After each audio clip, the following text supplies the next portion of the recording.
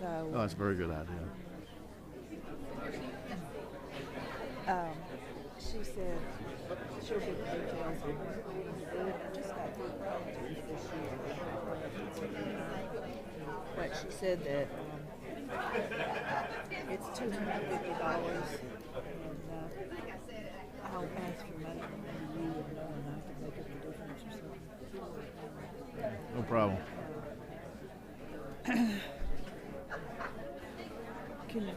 I can't see what time it is it?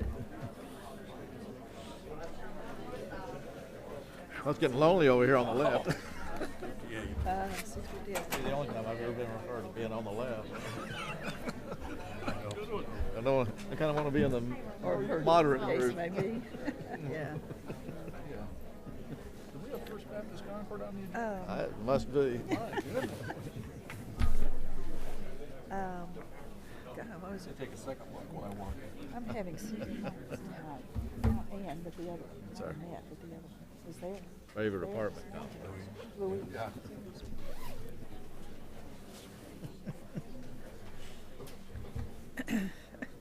How are you? Well, how are you today? Good to see you. Good. Because my hands are freezing. They're not bad.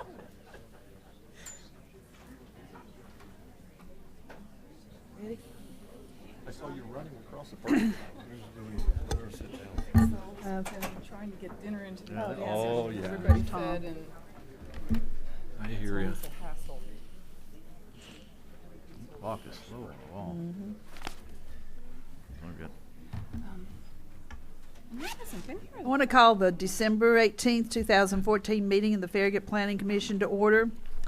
Before we get started tonight, we have a large group here with us tonight that we appreciate you coming out. We're going to move the item that I think a lot of you are here for, which is number 7, up to after our approval of minutes.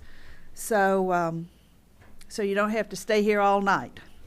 So we'll do that in just a minute. And also, I would like to ask everybody to please hold your comments to 5 minutes. We have a large amount of people that may want to make a comment, and so in order for this not to run until 2 or 3 o'clock in the morning, if you will hold your comments to that amount of time. We even have somebody with a stopwatch here who will ring the gong when your 5 minutes are up.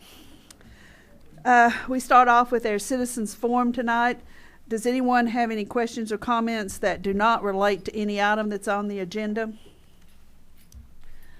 I know I speak on behalf of other members of the Planning Commission. The town had a very nice breakfast this morning for all the volunteers from all the town committees, and it was very nice, and we appreciate doing that, and we also appreciate the many volunteers who do so many things for the town of Farragut. And that was just a nice way to show appreciation for all of those people. Anybody else, any questions or comment? Ashley, do you have any training or anything you need to notify us about? Not at this time. Okay. We'll move on to the approval of the minutes for the November 20th, 2014. Does anybody have any questions or comments about the minutes? I'll move for approval. Second. Second. All those in favor? Aye. Opposed? So we're moving item number 7 to item number 1 or 3 here. Discussion and public hearing on a request to rezone parcel 115.01 and a part of parcel 116.01 tax map 130 and parcels 96 and 96.01 tax map 142 from R2 and R4 and floodplain district to R6 and floodplain district. TKD Construction Company Incorporated, care of Ross Bradley, applicant. Yes, ma'am. This is the property located on the north side of Grigsby Chapel Road, between Chapel Point and the West Side Unitarian Universalist Church. It is the item that we workshopped last month and had, I think, considerable public output on. This request by TDK is requesting to rezone the to R6, the entire property that is currently zoned R4. Which is approximately 16.5 acres and roughly 8.3 acres, which is currently zoned R2.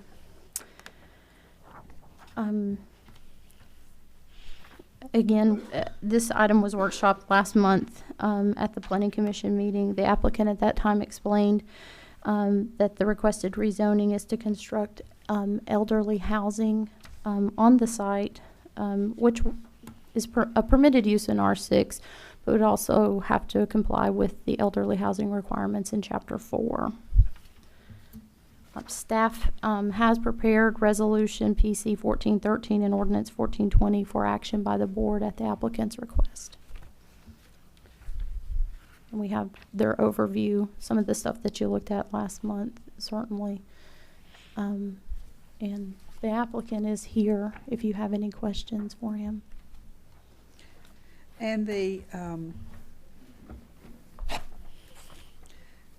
zoning, that ordinances has been, Resolution PC 1413 and Ordinance 1420.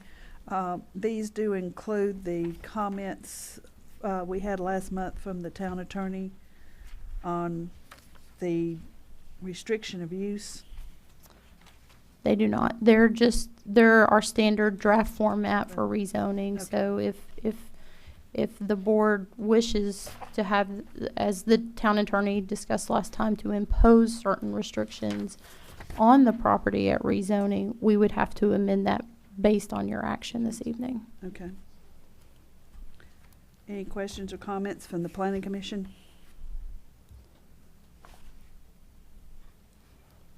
Did Tom elaborate on how legal that process is and whether it withstands the test of time and all that? Tom, if you'll, last month, Tom gave a very good overview of what conditional zoning is and how it is permissible within the state of Tennessee, and I think provided you all with some case studies or case law in relation to that.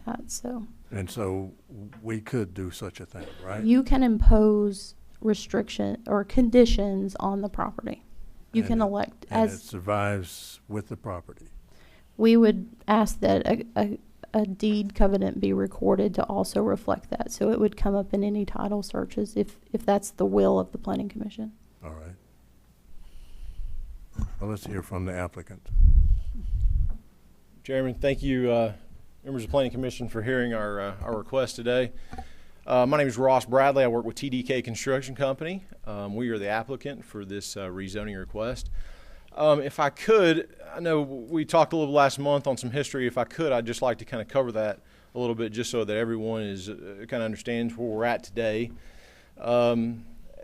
Initially, we looked at this site for apartments.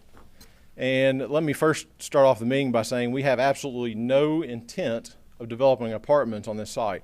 We are strictly looking at a senior use, and that's it. If the city attorney or if the town attorney and planning commission chose to put those restrictions, we would have absolutely no problem with those restrictions. So let me give you a little history on the property. Early on, as I mentioned, we were looking at this site for apartments. In doing so, we met with staff and we worked with you guys to go through the R6 ordinance to look at ways to improve upon the multifamily zoning density. From there, we went ahead and had our first neighborhood meeting and talked to the neighbors. The neighbors, without a doubt, were concerned about traffic. We tried to develop a project that was friendly to the neighborhood, two-story buildings, and traffic, even with the architectural design, traffic was still a problem. We recognize that. What we ask is we ask the neighbors to give us comments on what's acceptable. And if I could, I would like to pass around the comments that we received that night at that meeting.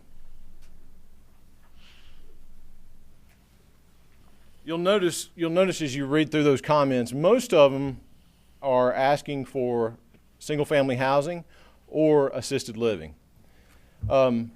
We like this site for assisted living. As we went back and we started looking at this site, our team said initially we obviously had no interest in assisted living on the front end. And as we began to look through the comments, we began to kind of look at this site a little different. And so we had our team. We already do assisted living. That's one of the components of our company. In addition to apartments, we do senior housing. We had our team go out and study the market. and there is a great demand for senior housing in the town of Farragut. What we look for when we're looking for a property that's a good fit for senior housing is a property that, and please tell me if I'm running long on time, we look for a property that's surrounded by residential neighborhoods. And we do that because what history has showed us is the oldest daughter in the family is the one that typically, mom is the one that's the last living in most cases, is looking for an adequate place for an adequate place that can care for her mother. And so typically that oldest daughter in the family wants mom to be as close as she can possibly be to her home. This is a situation that's really challenging on families. To make a decision to take your mother out of the house and put them in the care of someone else is a really, really challenging decision. And what we've seen is a lot of times we try to locate our assisted livings close to neighborhoods. I think that's probably why NHC selected the location that they did in front of a larger neighborhood here in town. That's an important component to a successful neighborhood, is being close to your family members. Before I developed the first assisted living, I really didn't know a whole lot about senior housing. If you would have said nursing home, skilled care, assisted living, and asked me to tell the differences, I wouldn't even know where to begin. The important thing to understand with assisted living is there's no certificate of need. It's called a CON. If you were to go to NHC's facility today off Kingston Pike, that facility is a skilled care facility. It has a certificate of need, much like a hospital would have. They have that certificate of need because they offer rehabilitation services. They offer medical type services just like a hospital would. The assisted living that we're proposing on this site would not offer any medical services. We are strictly looking at housing.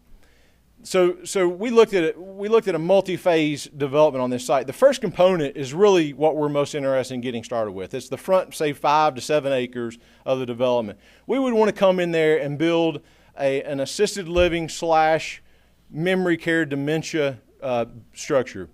It would all be housed in one structure. You would have one main kitchen with a chef that's on duty to serve meals throughout the day, serve snacks. We're providing housing needs for seniors that can no longer live in a home by themselves. In some cases, they can live in a home and they're just lonely, and they're looking for companionship. They're looking to be around other people. And so we try to encourage our residents to interact with each other. And so we have an activities coordinator that will schedule events in the community. They'll do bingo nights, and they'll do crafts and cooking classes, and you name it. It's amazing. We post a board in all of our properties that shows each day what's going on, just like you would see if you're in a nice hotel resort where you go into the lobby and you see what the activities are for the day. That's the lifestyle that we want to create. We want to create a welcoming environment. This needs to look like their home. So if somebody's coming in on the assisted living side, they're going to have their own basically an apartment. It's going to have a living room. It's going to have a bedroom. It's going to have a kitchen area.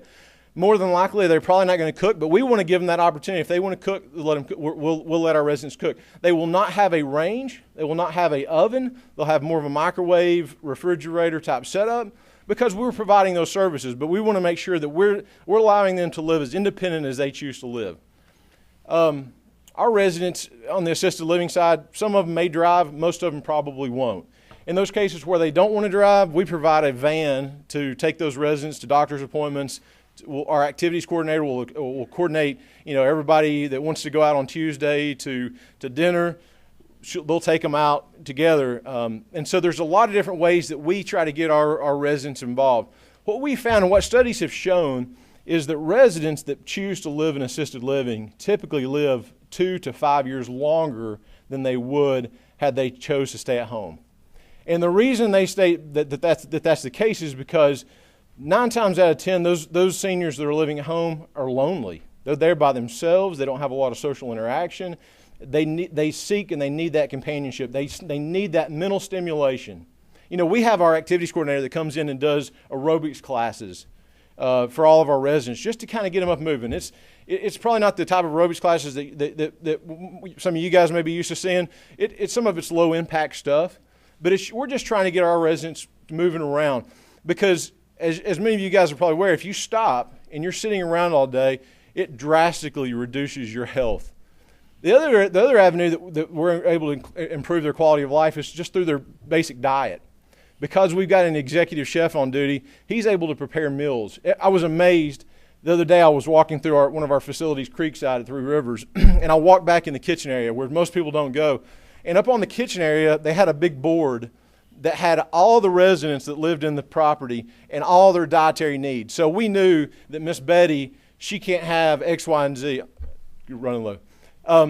So we really want to cater to the residents. We want to create a lifestyle that is quality of life in their senior years of their life.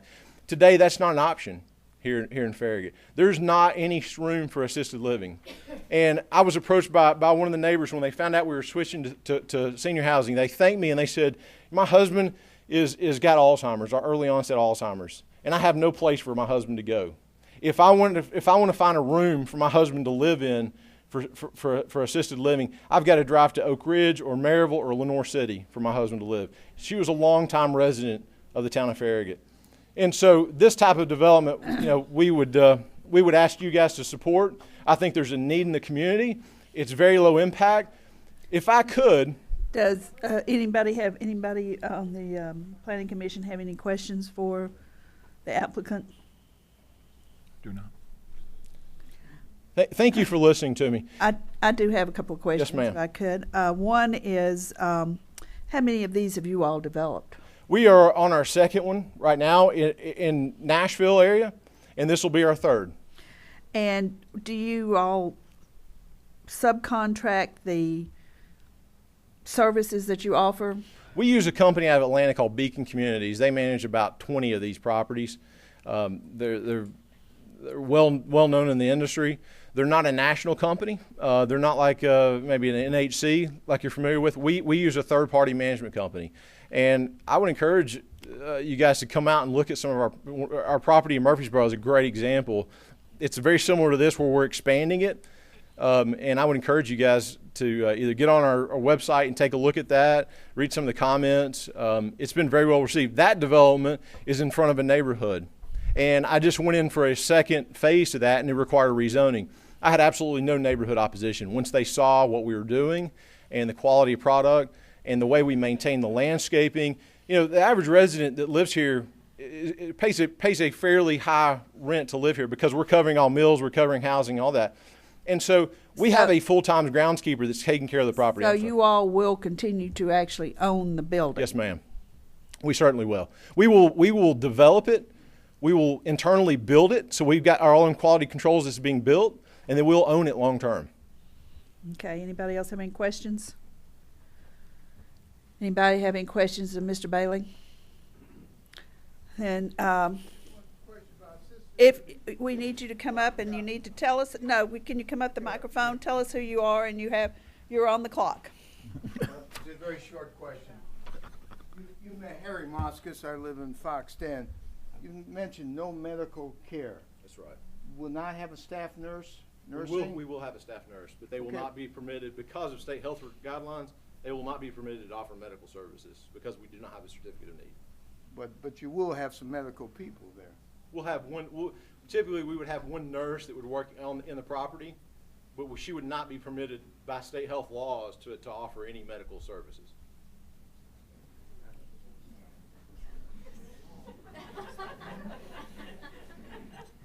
Put a Band-Aid on, huh? No, it's funny you say that because they're not even allowed to administer medication. The state health department is very strict on how that works. They can literally take someone's medicine to them to make sure that they're taking their medicine, but they cannot actually give them that medication. They can take it to them and say, "Hey, here's your medication. Miss Betty, would you please take it?" But they cannot administer that medication. There's very strict laws in the state on how that works. Okay. Anybody else have any questions or comments? If you do, please come up to the microphone. Tell us who you are and where you live.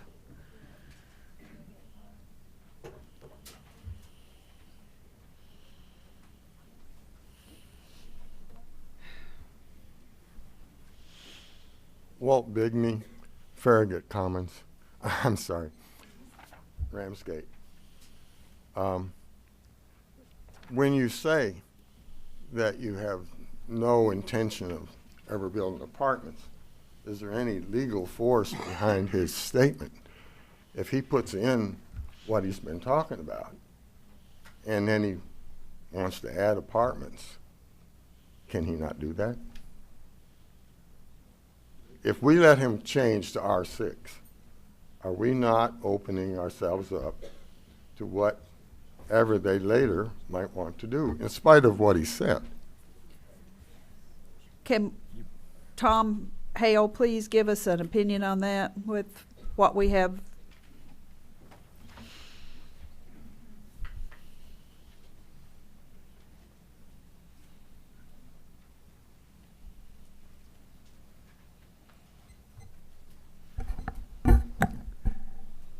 If you change it to R6 and you don't impose conditions on the use under R6, then the gentleman is correct. They could build anything allowed in R6.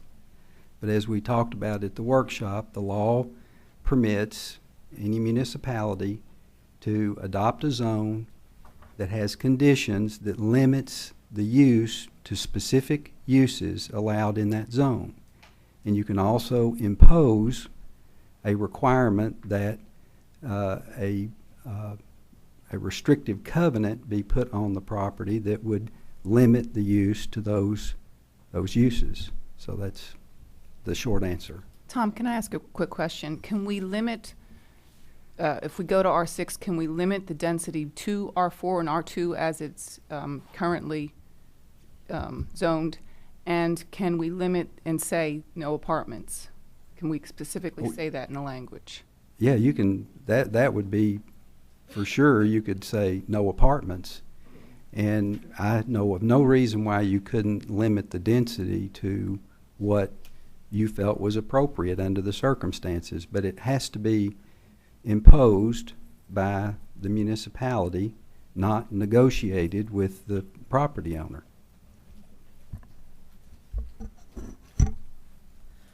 Tom, I think the question was, or at least what I heard, would that restriction run in perpetuity, or would it ever expire? Well, the only way it could expire if you put a restrictive covenant on. Well, let's start with the rezoning with conditions. Rezonings with conditions, the rezoning is not effective if the condition is violated. So it wouldn't be zoned R6 if the conditions placed on it were violated. Okay? In perpetuity. So, until this body changed it, I suppose this body has the right to change it. The municipality has the right to change it. And with a restrictive covenant, generally, restrictive covenants have a provision in them that allow the parties that impose it or that have agreed to it, they have some provision in there for modifying it. Bilaterally. Yeah, it wouldn't be any good to us if we imposed a condition to put a restrictive covenant on it that could be changed without the town's consent. So that you'd have to impose a restrictive covenant that would require the town to consent to any change to it. And what's the process to do that? How long and all that? How How long long does it take? to develop such a restrictive covenant? Yeah. It would be a matter of what this body said they wanted the limits to be, and then it would have to be, I would have to prepare it in draft form for approval by this body. It would take, you'd have to be pretty thoughtful about it because you wouldn't want any loopholes in it or anything like that. So do we need to have that before we consider the rezoning change?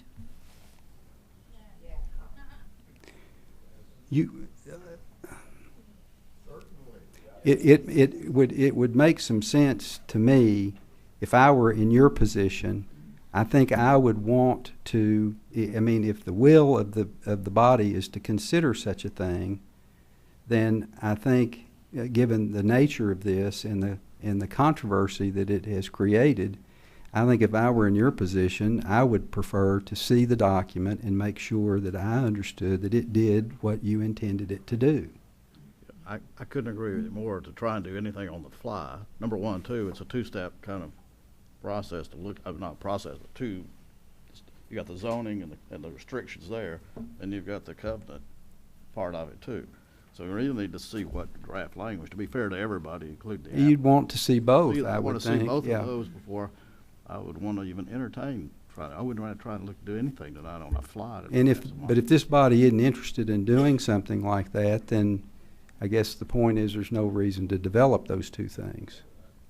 So, but I'm not, by giving, or asking David Smoke to ask me, or ask the mayor to ask me to draft those documents, you know, I think that's not approving anything that's been proposed. That's just giving a direction to provide you more information.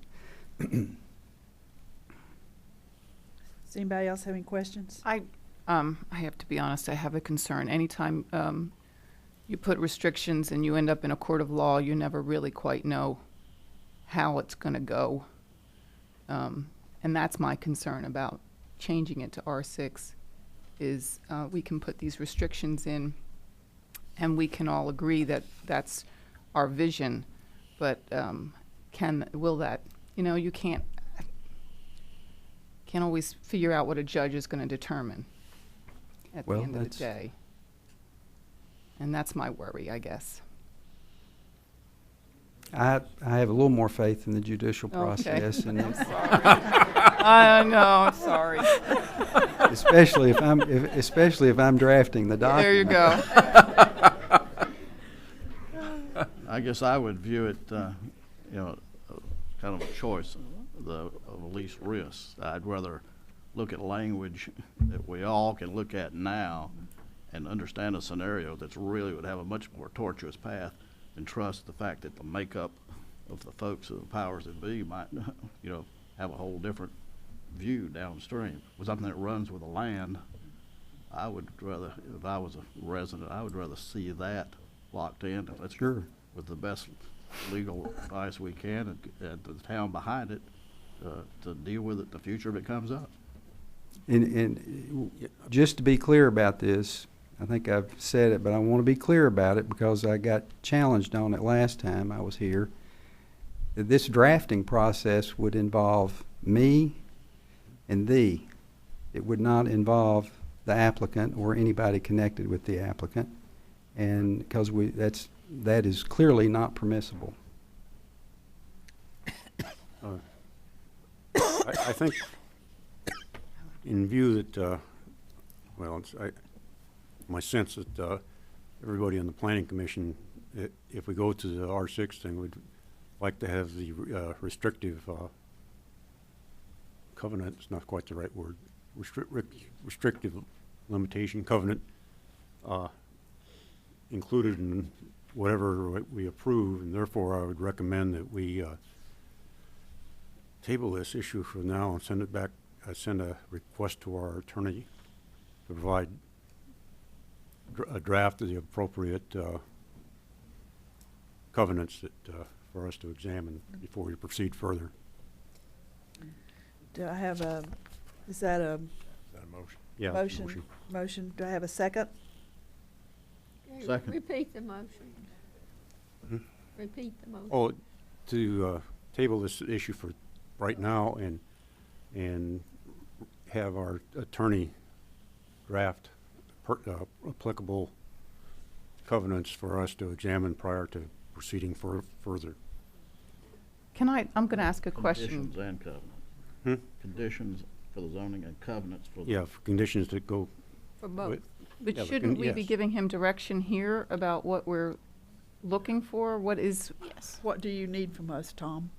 I don't know whether you, Well, I think what I've heard is no apartments, a limitation on density that would be no greater than what would be allowed in R2 and R4 that exists there now. And then I would want to study the ordinance uses itself and make sure that we didn't have any other uses in there that would be allowable under R6 that would be inconsistent with the assisted living concept in those limitations. And I don't know if you have any other limitations. There, nothing, you know, once I come up with what I come up with, we can always add to it after we reflect on it a little bit. I found taking our time and doing things a little more organized and thoughtfully, we come up with a much better product than if we try to make a verbal motion here in the meeting about some of this. Details, yeah. Essentially, I think that's what I'm proposing, and we might want to appoint a couple of the commissioners to work with Tom in the drafting so that we. Do you need that? I think we need to do it here. I can send it to everybody. You can communicate with me directly but we can't have small groups. We have got this sunshine law thing. We can't do that. I have two thoughts that are intertwined with this. I think tonight we need to hear the folks that want to be heard.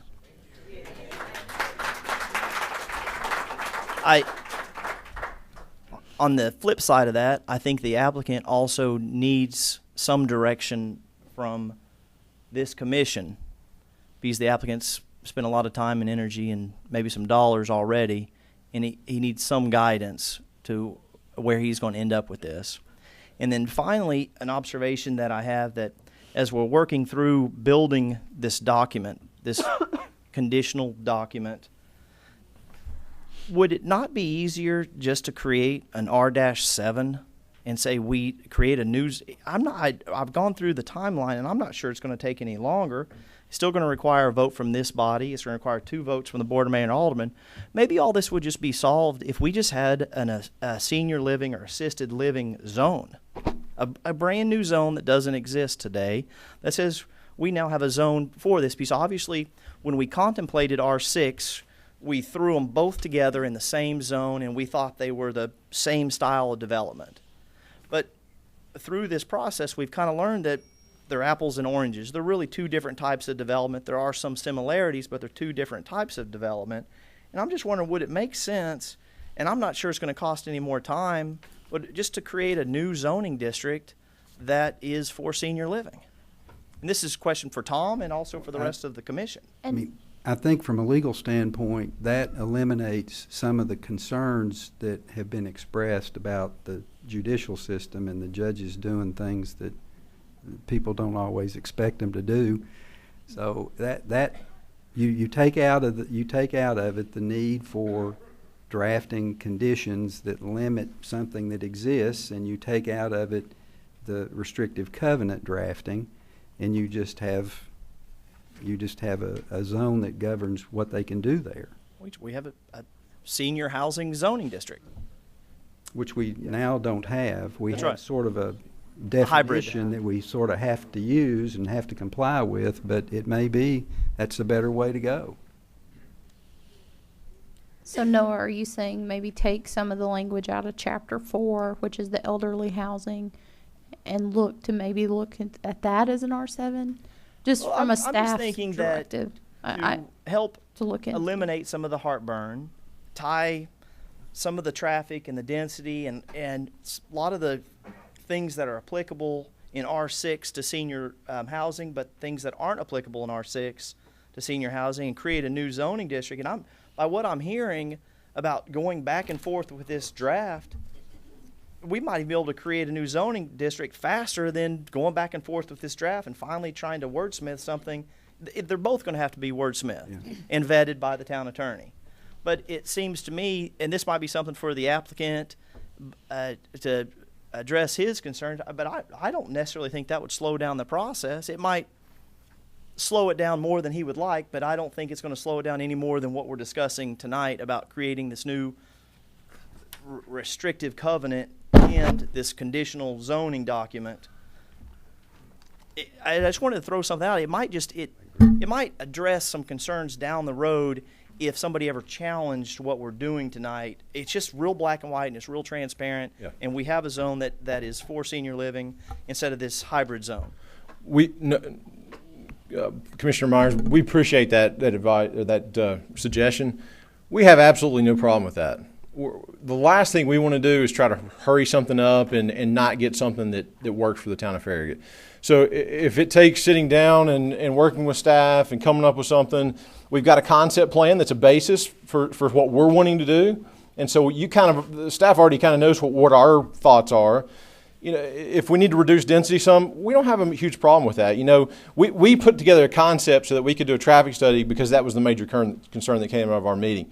If we need to look at adjusting density down some to be, you know, equal to or close to what is currently permitted on the R2 and R4, I don't have a problem with that. So we certainly would be fine with tabling this tonight and giving staff an opportunity to kind of look at an R7. That's not a problem for us at all. Well, I think it is important to make a decision tonight to either take Road A or Road B, because quite frankly, I think it's unfair to these folks here and unfair to the applicant just to let it kind of dangle till next month and determine, okay, and we're just basically having the same conversation. So personally, I like having a new zoning district, but I only speak for NOAA. I don't speak for the rest of the commissions, but it'd be kind of nice to hear what the commission, the applicant seems to be on board with it, and then also hear some of the folks that are in the audience. To me, I can't think of a better way to protect the zone than to create a new zone and not have this document that floats out there and is tied to the title, which may or may not be challenged 100 years from now. Right. So to me, the zoning district is a black and white document, and it either is or it isn't, and there's no room for negotiation. No. Yes, sir. I agree with that. That's a good idea because it's much simpler to draft a clean document than try to make appropriate conditions on to another one. You're right. It probably take less time. I think it probably would take less time. All right, so Anybody else on the planning commission have any? I have just a question on that. I think the biggest thing that we need to give Tom direction on that, I like that idea. I think that's as Ed said, least risk way to go. And the biggest thing I would be wondering about is density, the density of that zone. Because we can think about this piece of property and think that we'd like to stay in the R4, R2 as it is currently zoned density-wise, but what is the bigger picture? No, please don't let me interrupt you. But no, I'm finished. We a lot of times on density on senior housing, it's much different than R6 density. I think you might be able to address a little bit better what Chapter 4 says. It's somewhat vague as far as it doesn't really necessarily call out for a density. It you know, a lot of times, you know, the property that we're working on right now is 74 units, and it sits on right at 4 acres. So when you start looking at density, you think, wow, that's a lot more than apartments would be, but it's a different use. I mean, people are not living the same square footage as they would be. You've got a lot more common areas and that kind of thing. So it's a little different, and so density can kind of be a little bit difficult when you start looking at senior housing. And I think it's kind of like what we talked about when we were going through R6. If we're looking at a zoning ordinance, it's hard to be very site-specific when you're looking at a specific ordinance. So density is a tough one when you start looking at an ordinance. Ashley, you may. What about tying something that is less about density and more about traffic and trips that are generated? Well, I think potentially the only challenge there, and I'm certainly not a traffic expert, is part of it's going to be when is that traffic generated. You know, the complaints we get are, if we could eliminate an hour a day, we really wouldn't have a whole lot of complaining about traffic. I'm not saying it would all go away, but it would eliminate a bunch of it. Right. I do have a question about a comment you made earlier. There will be no one to dispense medications, so you do not plan to have assisted living in this complex. It will be assisted, and we'll even have some Alzheimer residents that live in this community. We'll have medical carts that'll go around with medications, and they will have the medicines. They can take, and I have to go back and I can pull some of the state health laws on it. They can give like I could take your medicine to you and say, today it's time for you to take your medication, but they can sit it down and let you come pick it up and take it. They cannot literally put it in your mouth, and that's the way the state laws are written to prevent medical.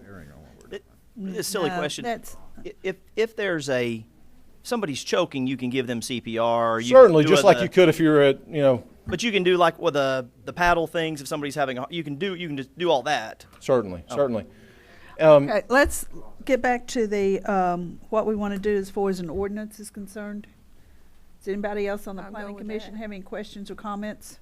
I would just add that with Tom's explanation, and this being even the R7, if that's what we're going to call it, I said if the R7 is a better way based on what Tom said, I'm not opposed to that at all. But I think the key is knowing that we want to go down that path to even change this. So I think there are people lined up to speak to that, and we need to hear them out first.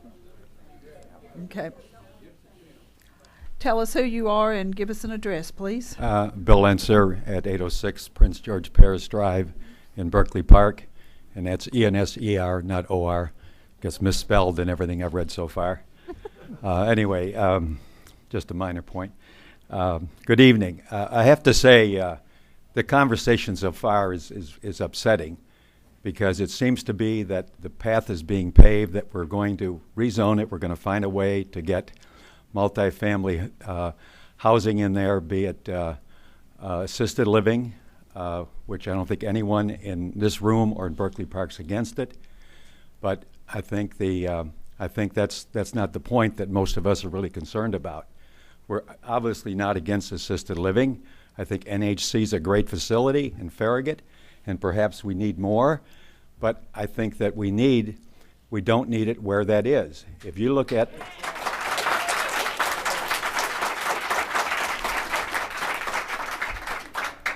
I think some of you were involved. I've just been back here. This is the second time I've lived in Farragut.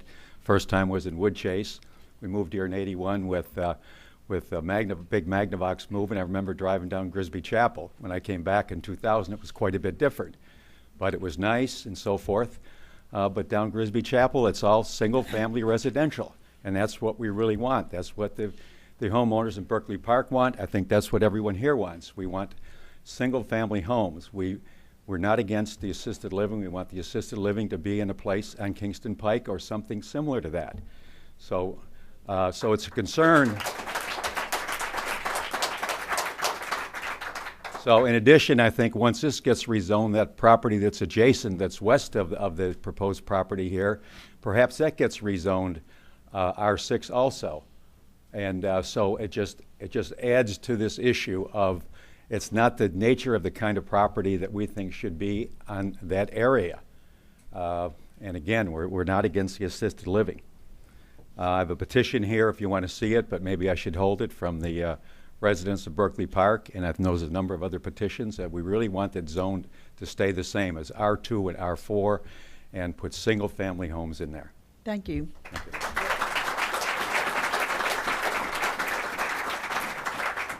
Pauline Hamilton, 408 Farragut Commons. I wanted to point out that when those comments were made, I think people were so relieved that the apartments were not, that he would consider something other than apartments.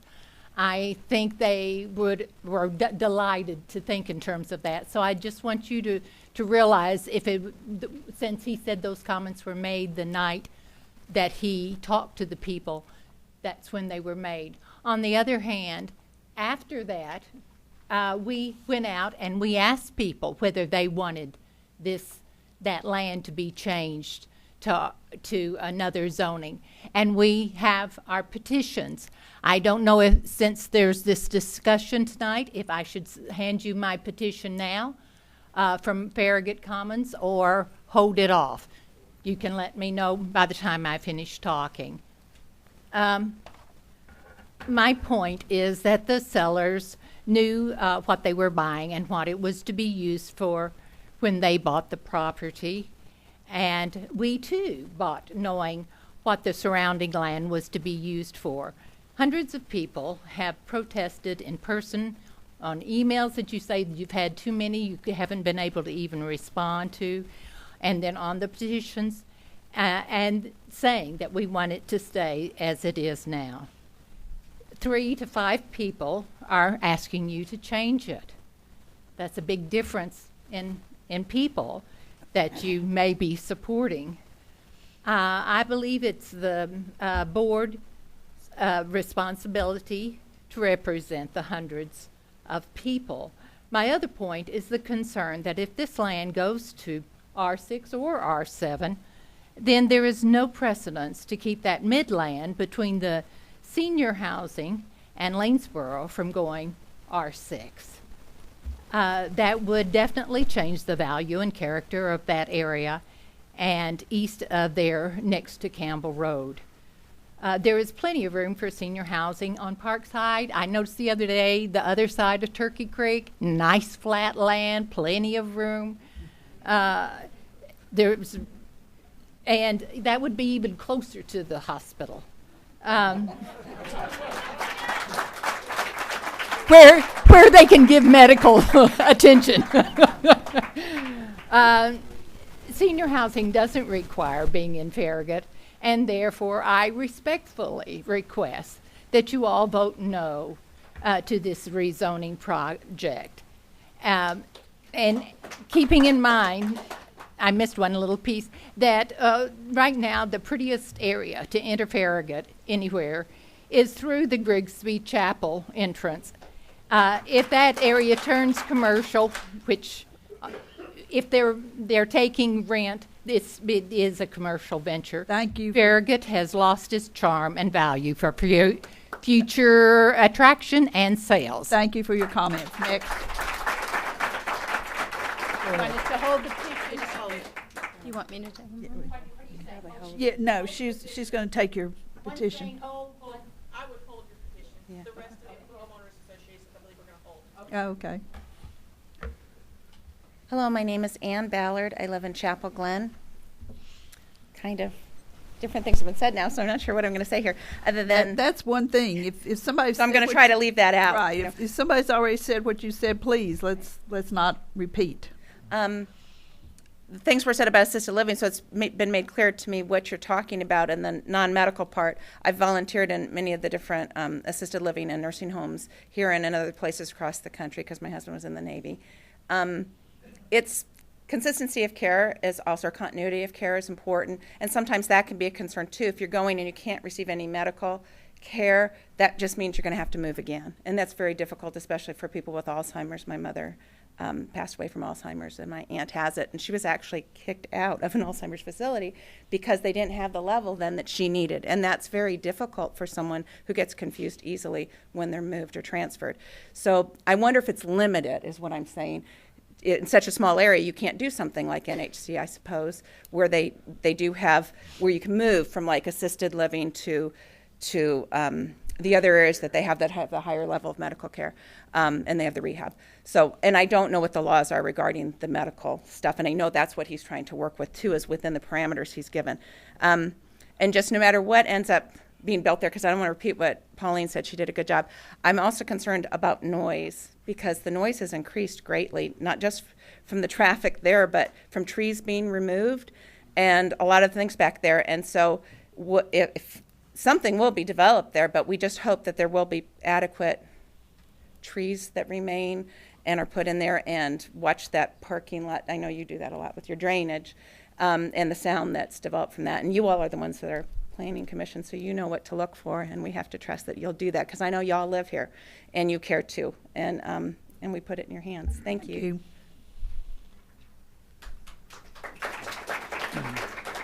Jason Perry, Lost Tree Lane, Foxton. I guess nobody in this room more than me wants to see TDK. I guess we're in direct competition in TDK in about every market in Tennessee. My company, we do assisted living facilities. We build assisted living. We build multifamily housing in and around the southeastern United States. As I look at the proposed R6 zoning change, I would agree 100% with Noah, with the commissioner, that something has to be more specific. I think it's very vague, the R6, whether you create an R6 or an R7. I think there's been a lot of unintended circumstances when you move in to have a multifamily or an assisted living facility, to really define what the parameters of those types of of structures have. I mean, it's definitely different than a single-family house, and of course, Farragut has a multitude of single-family houses. And one of the things that I would say is a lot of the argument that I've heard, for this development and for any development is always the impact of traffic.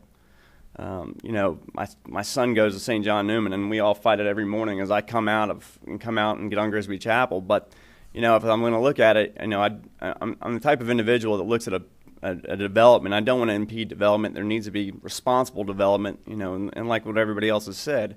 But I think single family, if you have a single family development, you're going to have to choose between an assisted living facility and a single family development.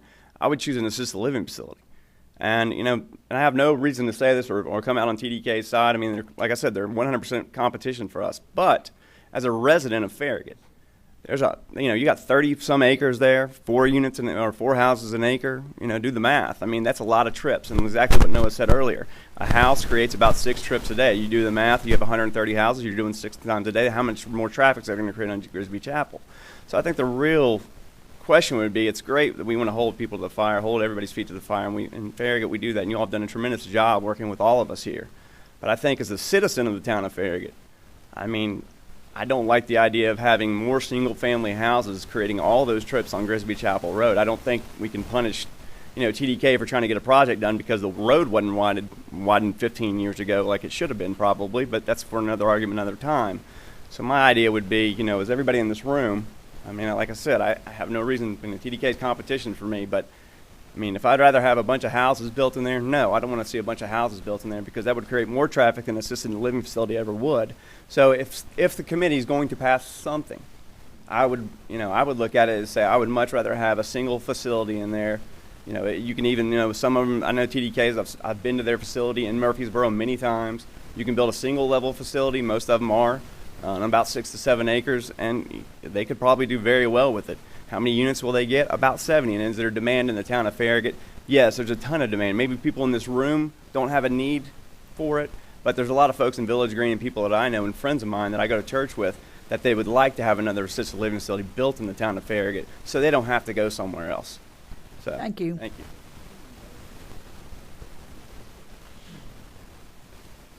My name is Michael Sims, and I live at 439 Wyndham Hall Lane. And as I've attended these meetings, there have been several things that have really become clear to me. It's clear that there's already a traffic problem. It's clear to me, and you've supported this, as well as the town attorney, that the majority of the people are opposed to any change in the rezoning. I have a question that I've asked several people, and I've yet to get a good answer, and I would love to hear you answer this question. And this is, given those givens, what does the town of Farragut stand to gain by not listening to the residents and rezoning it at all?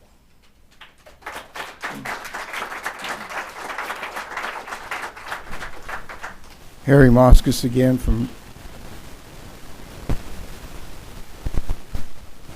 Go ahead. The town of Farragut, I don't know if you're talking monetary or what, but the town of Farragut the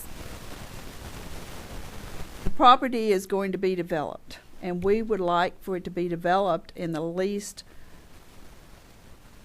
way to be unsafe as far as I'm concerned. I don't want to see it to impede traffic any more in that area than what it is. That we all go through there and it's not safe. And from my aspect, that's the number one thing for me. I want it to be safer than it can be. Yeah, I didn't mean to imply that that was a rhetorical question. I would really love to hear from the panel what is the advantage to the town of Farragut, seeing what the residents have said very clearly to you. Well, the owners of the property have a right to develop that property. That's just, and so I just want to see it developed so it's not a hazard and an unsafe. If anybody else got a comment that they would like to make? I've been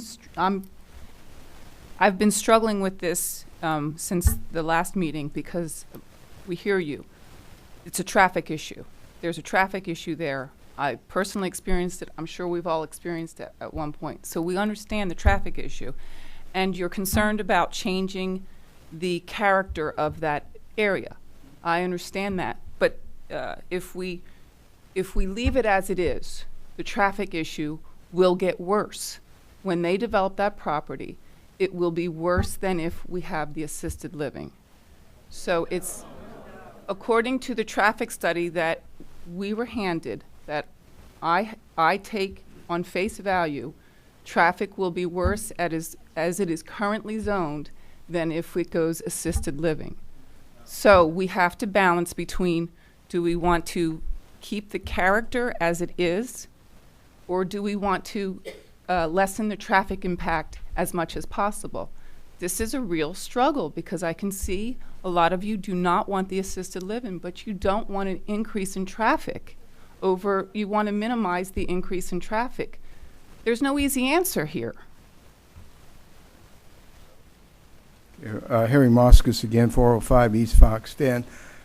I'm baffled on the definition of assisted living. I went through 2 in-laws for numerous years at a TRIA assisted living in another city, but the same company that is located in Knoxville.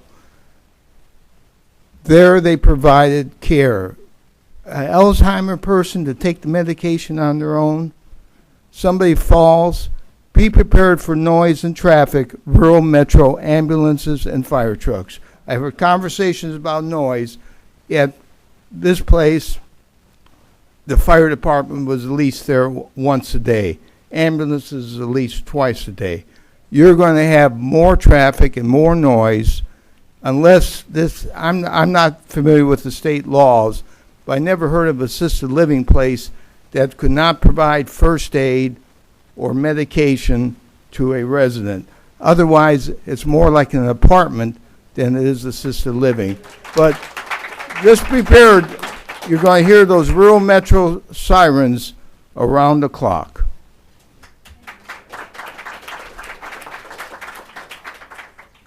Good evening. I'm Christy Hulsey, and I'm here representing Village Green Homeowners Association. I am the president over there.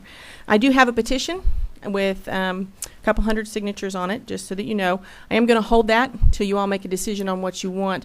Basically, my petition states this, and what my constituents who voted me in as HOA president want you to understand is this.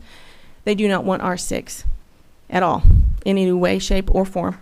They do not want assisted living in any way, shape, or form. Their traffic issue is cut through. That's their concern. The minute the construction signs go up, the moment that they start building, the moment we start having issues, they're going to have traffic flying through Village Green to get from point A to point B, so they don't have to deal with Grigsby Chapel. They also want you to understand this. They moved here for a reason. They love their community. They love the character of the community, and they love why they moved here. If they wanted a high-density area, they would have moved to Sequoia or anywhere near Knoxville. They didn't. They chose here for a reason, and it's because of the character that our town has, and that's a low-density, single-family residence. Now, adjacent to that, I have a question for you all, and that is, my understanding is that this property went up for assisted living several years ago, probably before any of you were on the board. I think it was about 8-9 years ago. And at that point, the Board of Mayor and Aldermen voted against it unanimously.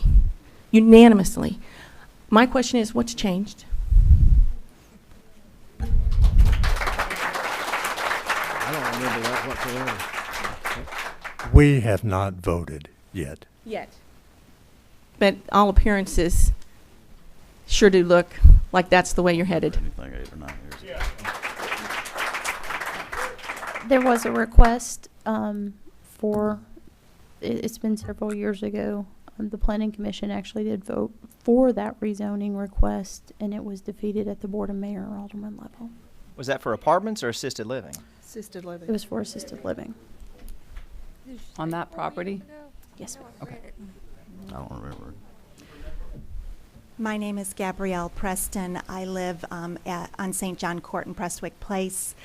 I've been a resident there for now 7 years, and I also have some elderly parents living not too far. They're right now in the Hardin Valley area. Fortunately, they can still care for themselves, but I do worry, being the oldest daughter of 3, that someday they won't be able to take care of themselves. And I would, although I know I'm in the minority, would very much like a facility in the neighborhood that is, fits within the neighborhood, that's nicely built, that has a lot of character, that I know my parents are safe in and well cared for, and that they're close by to my home. So I think that an assisted living would be probably less traffic, although I'm not an expert in traffic.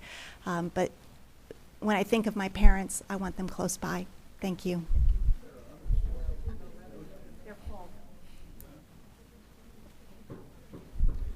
My name's Sharon Stoller, 525 Farragut Commons Drive. I kind of have 2 questions. The first one is kind of, I guess, directed at Ross, and how the R6 and what the purpose of that, I guess, property is up there north of Farragut Commons, and what you would be doing with that R6 property there.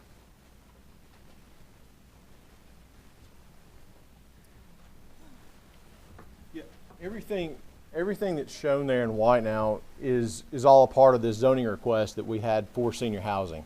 So no portion of that property would be for apartments. It's all for senior housing, and that is what is included in our zoning request. Actually, I think it's 24 and point some odd acres. So all of that would be for senior housing. Is what we've got. 24.8 property acres that you all own, and that's why it's in the R6. All of this property here. Which the other map shows a little bit better because it doesn't. Everything that's shown in brown right here is all property that we have currently under option to purchase that would be used for senior housing.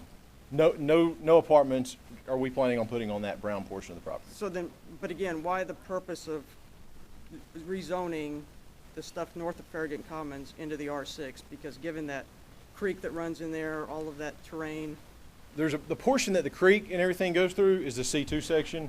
We're not messing with that because it's hard. You can't develop it. It's all floodplain, wetlands. So it's not even a part of the property that we've got under option from the seller. So does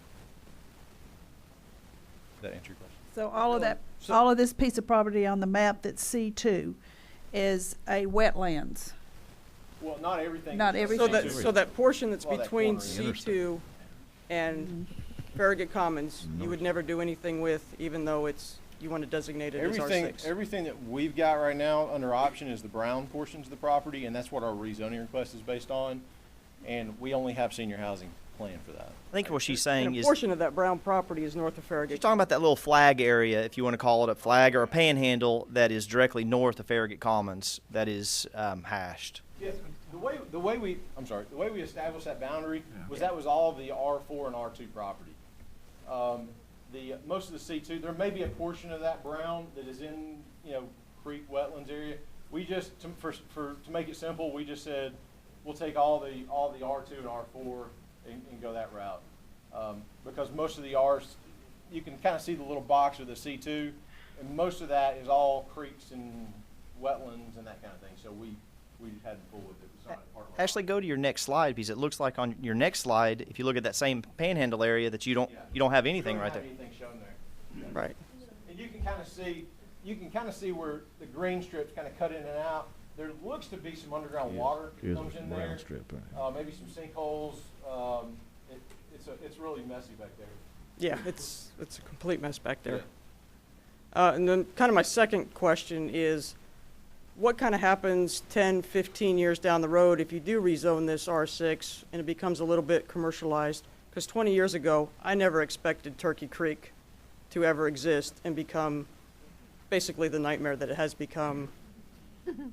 I enjoyed the little stop sign that was there at Grigsby Chapel and Campbell Station when I moved in 20 years ago. So that's, just some food for thought, what happens 10, 15 years down the road.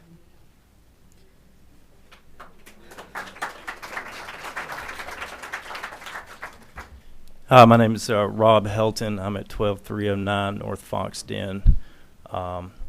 We moved here about 6 months ago, my family. I got 3 wonderful boys, my wife and I.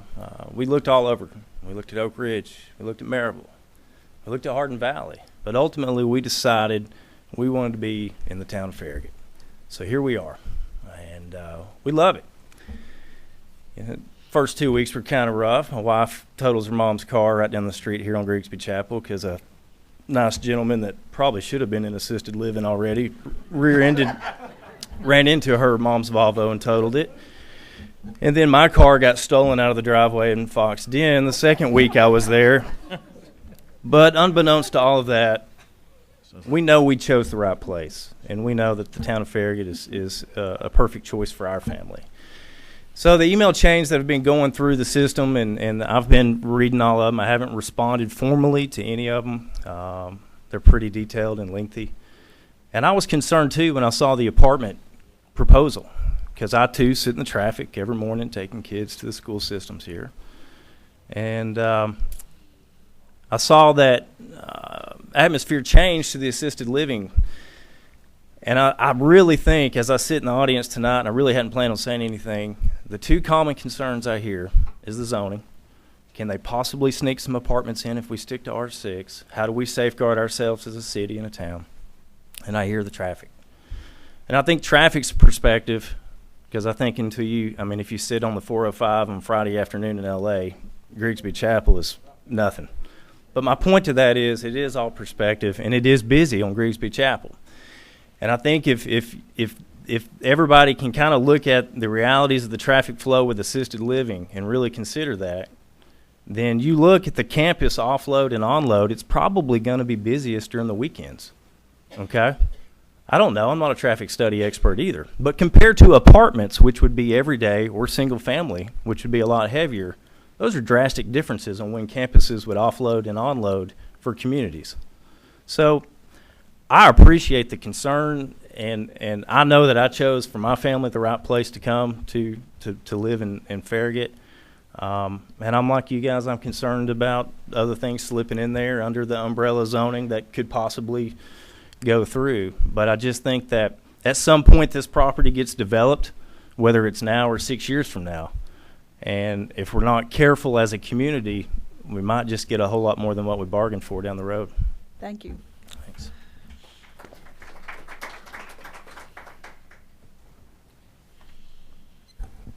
Jeannie Drawn, 650 Chapel Point Lane. First thing I want to say is that we are not trying to deny the rights of the property owners to develop this property.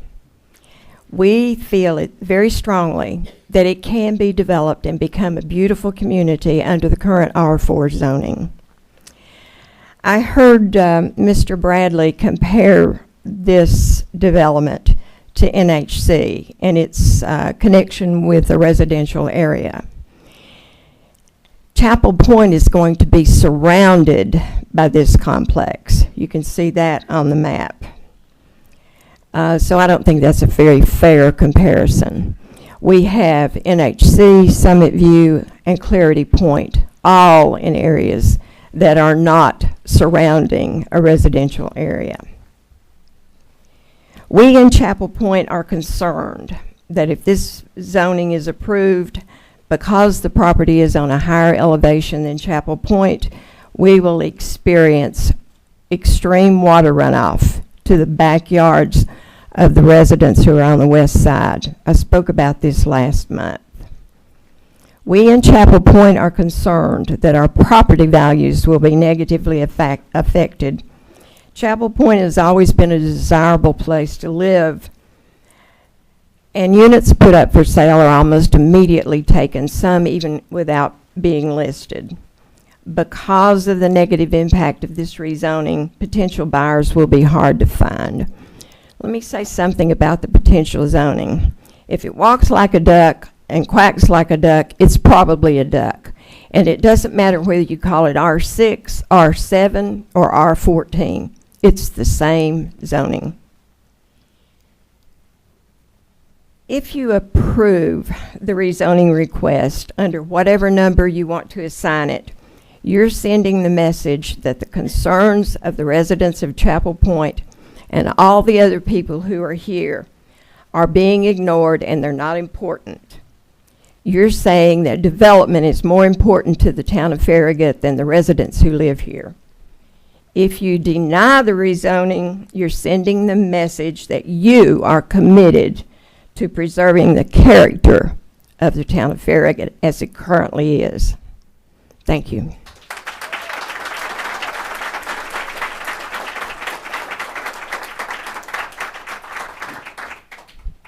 Alan McMichael, 637 Chapel Point. Moved here about 5 years ago, a neighbor of Jeannie there.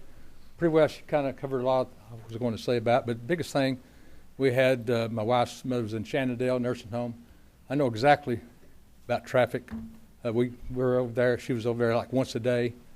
If you go to Shenandoah, you'll see 30 cars there at all times. So there's going to be traffic.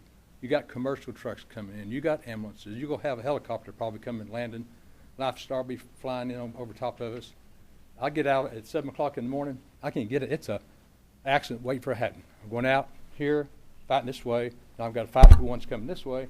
If you didn't have a good neck, you're hurting. You're in bad shape. But then when I going to see big trucks coming up this way toward me, and then trucks coming this way, I mean, I better get some more life insurance, right? But the biggest thing is this. I bought this place. It's a beautiful place. Like I said, we'll be surrounded by this construction. What about the two-story deal that's going to go in the second phase? What's that going to be? Nobody mentioned that two-story unit they're going to have. Is that going to be a business office complex or what? Nobody ever mentioned that two-story on the second phase. So there's a lot more going on that we know, like she says. You know, it's not like it seems it's going to be. Thank you.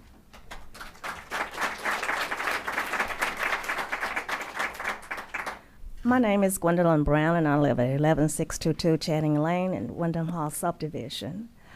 I would have to say that I've probably been in not particularly this city hall, but as a planner in the early 1980s, I worked with the group that was trying to incorporate the town of Farragut.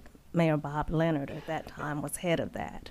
And I know the intentions of the community at that time was to preserve the residential character of Farragut because it was growing rapidly from people moving in who worked either in Oak Ridge or Alcoa, and it was a good central point for a residential neighborhood. And that was their intent, to preserve that integrity over the years as a residential neighborhood. Knowing that, though, we know that all things change and all things grow, and that you have to have a balance with growth and with natural order of things. But I guess my question is, after looking on the internet, I could not find your zoning ordinance, and I could not determine what the specific requirements for an R4 zone is versus an R6 zone. So if someone could tell me that, that would help me understand why there is a request for an R6 zoning, rezoning for that property. Our zoning ordinance is on the town's website under the planning division's webpage, and all of the uses are permitted there. But as it relates to this request under R4, R6 is essentially the highest residential zone that would permit elderly housing without going into other types of zones. So that being the request by the applicant for the R6. So the R4 does not permit elderly housing? Yes, ma'am. Then I guess my question then, why go to an R6 if they both, if the R4 allows that? The R4 does not allow The for it. R4 does not allow elderly housing? That's correct. And so elderly housing then is assisted living housing? Elderly housing within Chapter 4 of the zoning ordinance has very specific criteria that it has to meet. In addition to additional setback provisions, it's a very specific provision. So R6 is the highest residential zoning that would permit elderly housing. You have to be at least age 60. There's several parameters within that provision. I think the key word that we want everybody to understand for somebody gets the wrong idea. Obviously, the town is very welcoming to all senior citizens and elderly in all our zoning districts. But the key word is when we have more than 2 dwelling units in the same structure, i.e. you have a single family, or you have a duplex, or then you get into multifamily. Mm-hmm. And so what we're talking about here is the senior housing, which would be considered multifamily, more than 2 dwellings so 3 or more dwellings in the same building, is only allowed in 2 zoning districts, and that is C-1, which is our very common general commercial zoning district, which is all up and down a lot of other areas, Kings Pike, and then R-6, which is considered a higher density residential zoning district. But obviously, elderly housing is eligible in, when we think of seniors living in homes, they're eligible in every zoning district. But when we're dealing with more than 2 families living in the same structure, the same attached dwelling or same attached building, then that's a different zoning, i.e. we're in the R6 or. Well, I do understand that your R6 zoning is a higher density Yes. level of zoning. And therefore, without a site plan, we don't know how you're going to control water drainage. We don't know how you're going to have open space within that area so that you don't have a compact development. Yes, traffic is a problem in that area, and I travel. It's really bad, particularly during school hours and everything. But in terms of keeping with the integrity of the town of Farragut, for which it was founded on, I would think this level of density within a established residential area would be detrimental to that community and would.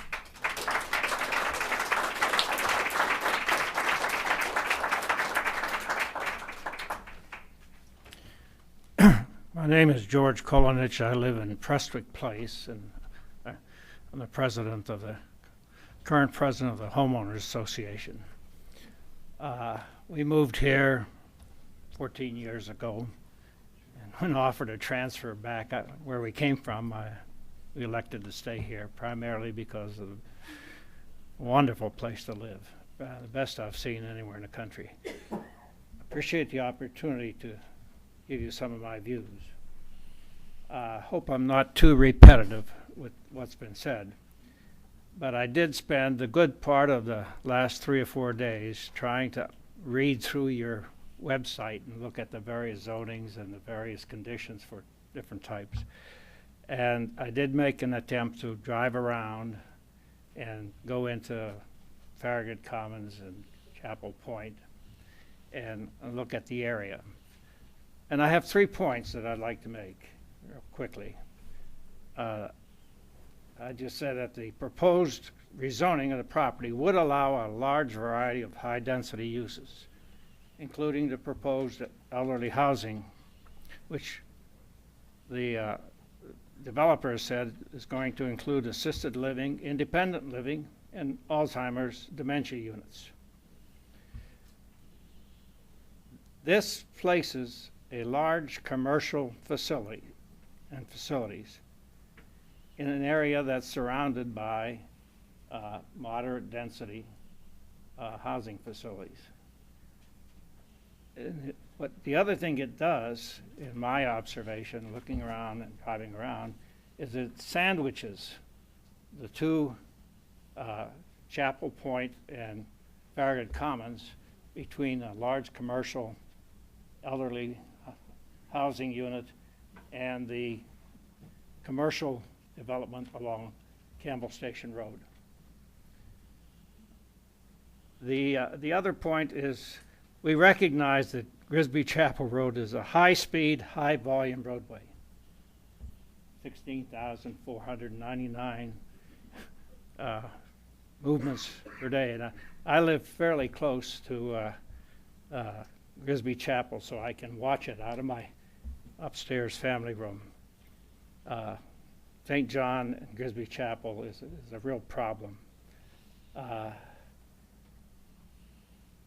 One of the things that I've noticed in the first 4 or 5 years that I've been there is when they were doing a fair amount of construction over in the Berkeley Park and the extension of Berkeley Park to Battery, there's a really large amount of construction traffic. Heavy machinery, concrete trucks carrying bricks, and in addition to that, a lot of workers, which have a nice tendency to throw trash out as they drive along after they're going out to lunch. With that construction work, going on over a period of years at a particular choke point on Grisby Chapel, right there. It's going to be a major problem. And if you do end up permitting this construction, a lot of buildings shown on that sketch up there, at least you ought to have another access for construction. The third point I'd like to say is that the Grisby Chapel Road, the Grisby Chapel Road area is recognized as a premier residential area in Farragut. It just couldn't have a better area. Putting either high-density residential or commercial assisted living, independent living, and Alzheimer's facilities changes the character, and this has been said before, so I won't say much more. But I have had the opportunity over the last 3 years of taking care of 2 elderly sisters who did not have any children, both widowed, in another state, Florida. And I've visited a lot of assisted living facilities, and much of what the developer said I would agree with. However, they have a nice, big, wide area where my sister currently is now, and she likes it, but there's it happens to be close to a hospital, and I can speak for myself that my sister, I guess, hits that emergency room about once every 2 months. And, I just think that this changes the character of the area. I don't know what the situation is in the general area here of assisted living. They certainly market a lot. Thank you. We appreciate it. All right. Thank you very much for the opportunity to present my views. Thank you. Thank you.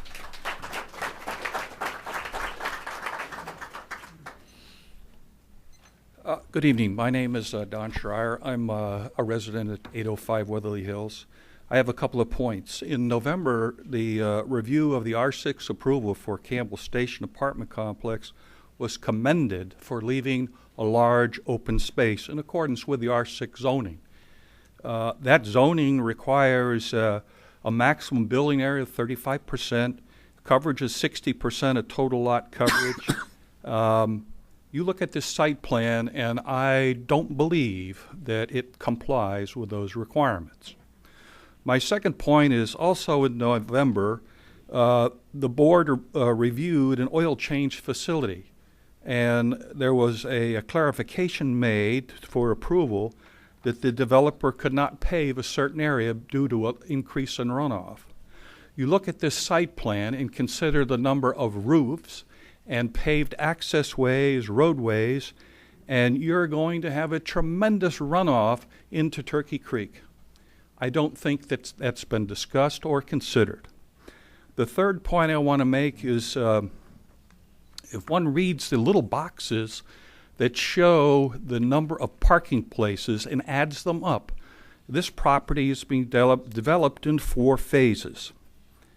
A total number of parking places are defined on that plan of 317 parking places.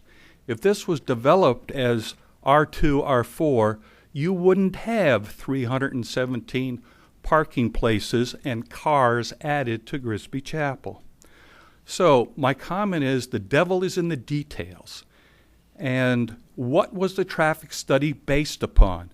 If it was based upon solely the first phase, there's only 72 parking places involved. So I, for one, do not desire to see this land rezoned to R6. Please leave it as R2 or R4. Thank you.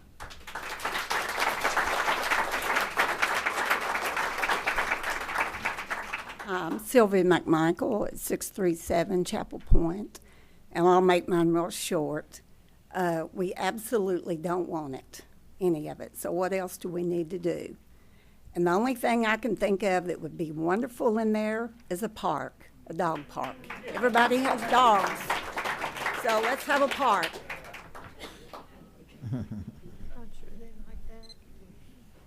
My name is Joanne Wingard. I live at 11532 Nassau Drive in Village Green, and I'm going to be brief too. I just want to say that I think it's clear that the residents of Farragut do not want a higher density anything in that area.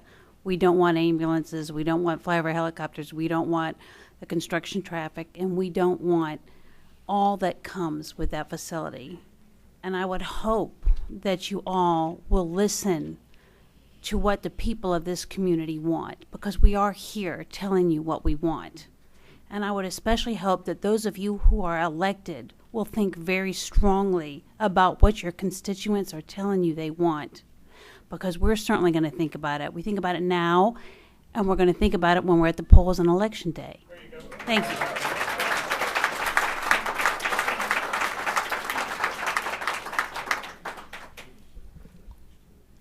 Hi, my name is Linda Cobb, and I live at 601 Chapel Point Lane, and I appreciate y'all listening to what I have to say. First of all, I would like to talk a little bit about the property as it is right next to Grigsby Chapel. And my unit is actually 601, which is on Grigsby Chapel and right backed up to the property. And I have to say that through the years, we've had significant water issues in my backyard to the point of almost coming into my house. We've put several French drains in, and it's abated, but it's still a problem. I get water sitting back there. And I'm concerned with all of the impervious cover that it's just going to turn into a flood for that whole line of Chapel Point that is next to or adjacent to the property. The other thing I wanted to talk about was that point on the property. A lot of people, I'm not sure if you understand, but when you stand on the edge of that property right overlooking Chapel Point, it is at about a second-story level. So anybody who's standing on that property at Grigsby Chapel looking in, and actually that property is a little lower behind my unit. It actually gets higher as you go back towards Chapel Point, further back in Chapel Point. You basically look into my second-story bedroom window when you're standing there. And it is my understanding that they are going to develop a higher unit in that area, and I have great concerns with that because I think it would look bad for one thing, because it would stand above the whole property in the area. And I think there's a lot of privacy issues related to that. The other thing I wanted to talk about was noise. In specific, I have a moderate to severely deaf son, so I have a dB meter on my phone. And I went to Berkeley Park, and I sat in the back portion of Berkeley Park, and I took my dB meter, and it was 100 times noisier than it is at Chapel Point, where you go all the way back to the end of the property. But if you see the interstate, and then there's almost a clear shot straight down through Chapel Point, and that's all straight shot for noise. And I know that the end unit in Chapel Point in the wintertime, with all of that being wooded, is significantly louder than it is when there's leaves and trees. So I'm very concerned about noise, because even I hear the interstate at Grigsby Chapel when it's winter. Finally, I'd like to say something about good governance, and that is good governance does the least harm to the most people. And when they purchased the property, they knew the zoning was for single-family homes and condos. They had no reasonable expectation that it would change without a significant uphill political battle. Every home in the neighborhood in that vicinity will be hurt by doing them the favor of changing the property zone. I've looked into, I'm not going to talk about traffic or, but what I do want to talk about is diminished property values. And I looked at property values related to anything that's built, if there's an apartment complex that's built in the neighborhood, and also if there's any type of assisted living. And in both cases, it significantly diminishes the property value and the marketability of the properties near the whether it's an apartment or an assisted living. I looked specifically in a considerable amount in Florida, where there are a lot of assisted living facilities, and looked at the neighborhoods in vicinity and saw property values going down. And so I just see that there's one property and there's all these neighborhoods that have bought their homes with the reasonable expectation that they would retain their value. And if you change to R7 or R6, I see all of those properties losing value, and I just don't think that's fair to those neighborhoods and to any of my neighbors. Thanks. Thank you. Pauline Hamilton, just quickly. I wonder if you've considered how the fire trucks and the ambulances are going to even make it through Grigsby Chapel with just 2 lanes and heavy traffic. That will be difficult. I don't know where the cars will go to let them pass. The other point, as far as the noise, I'm on the end of Farragut Commons, that backside, so I'm a half a mile from the freeway. I sleep with a sound machine up to the maximum level, earplugs, and a pillow over my head right now. That's how loud the noise is.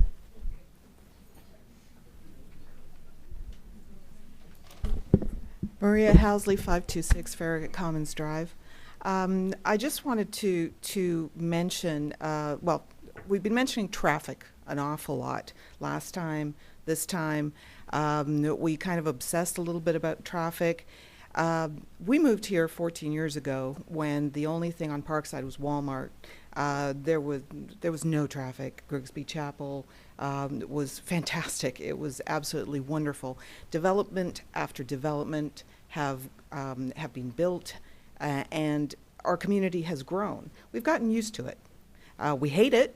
We complain about it, and you'll hear more than one expletive at the corners when you're trying to make a left turn, but we have gotten used to it.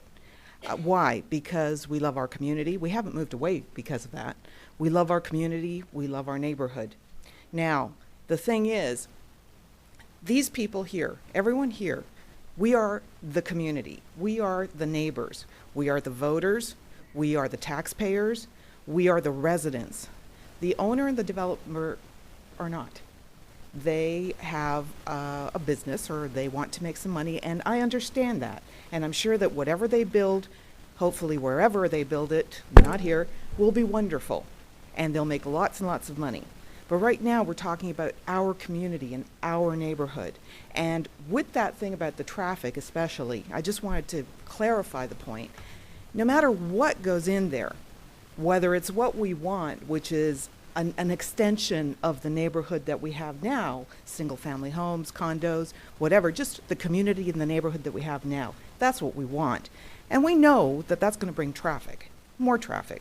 The assisted living, that's still going to bring more traffic. I don't care if it's 10 more cars or 10 less cars. It's still going to bring more traffic.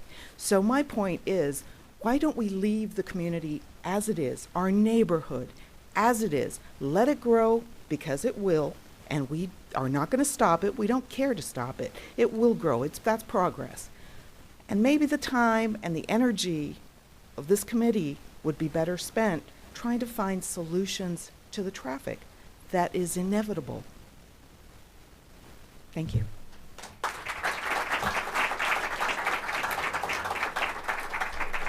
I'm Newton Calhoun, 742 Prince George Parish Drive, Berkeley Park. I'm president of the Homeowners Association this year. We've worked with the town before requesting a traffic light at St. John and Grigsby Chapel Road. Most of us turn right to go left because of the blind hill and the people coming over above the speed limit. And the answer we get is, oh, we did a traffic study and it doesn't justify a traffic light. I just don't understand that. Thank you.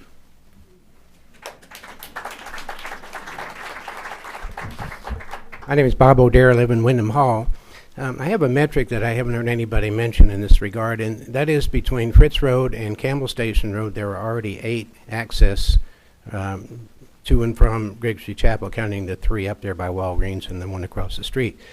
Mr. Bradley has proposed 2 more at this property, and I'm not the smartest guy in the room, but if I were going to develop that area, saying whether it's R2, 4, or whatever, I'd be beating on doors on Fritz Road to buy some property to get into that thing from a different angle, put a light at Fritz Road so that it wouldn't be another jam on Grigsby Chapel.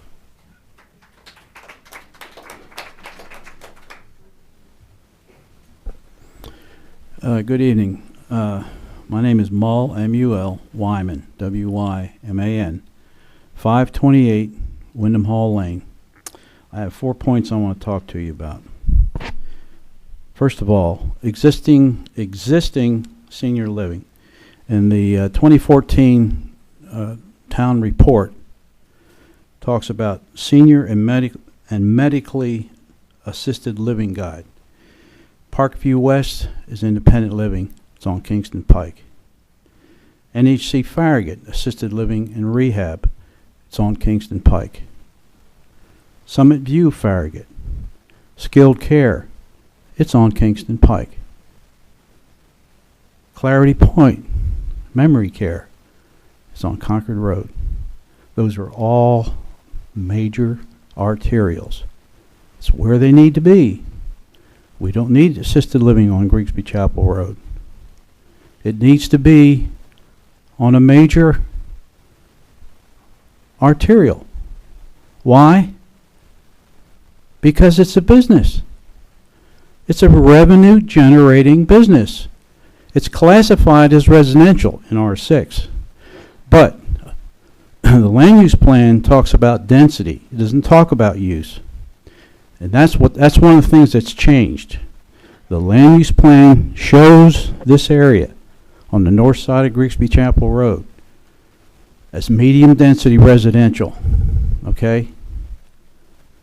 But it doesn't talk about commercial.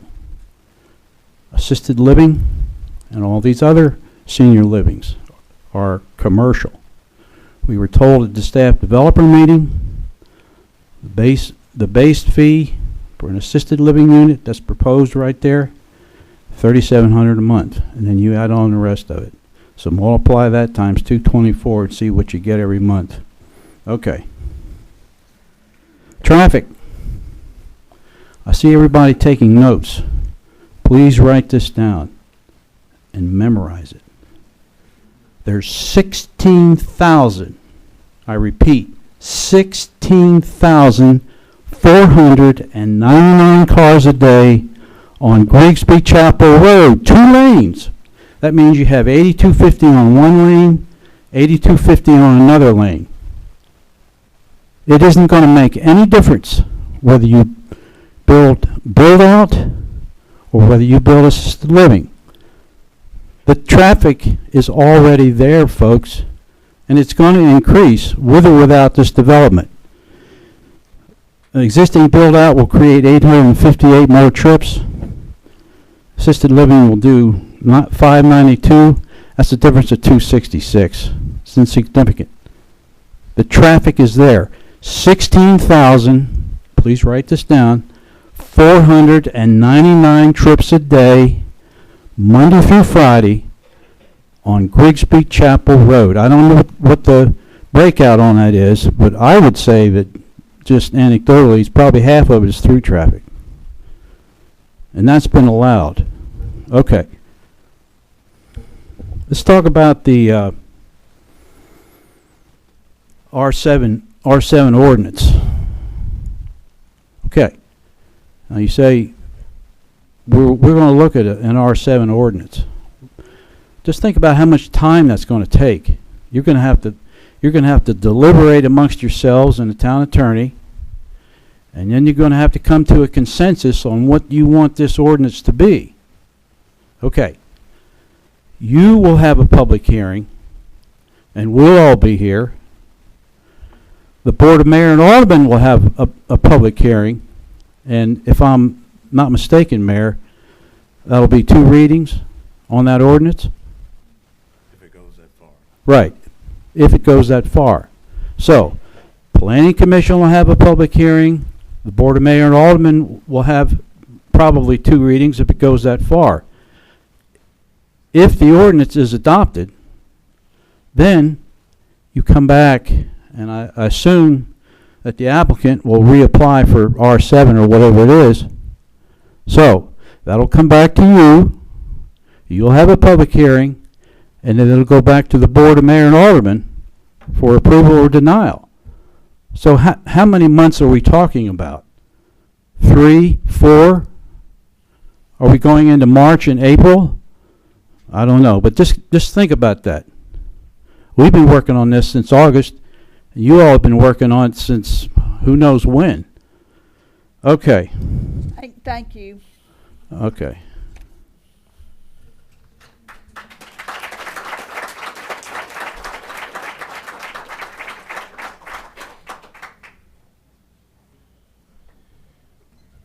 I'm Harold Cannon with Cannon & Cannon, 8550 Kingston Pike.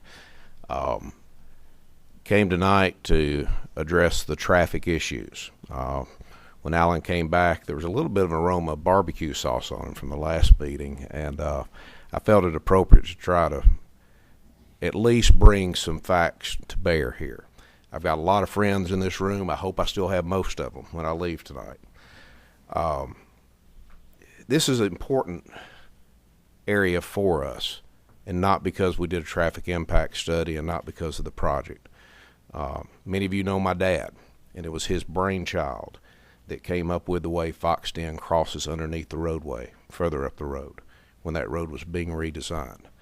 This community, this same group of people, are the ones, when there was consideration for Grigsby Chapel being widened to allow more traffic, it was this group that said that's not what we want. To the contrary, we want traffic calming.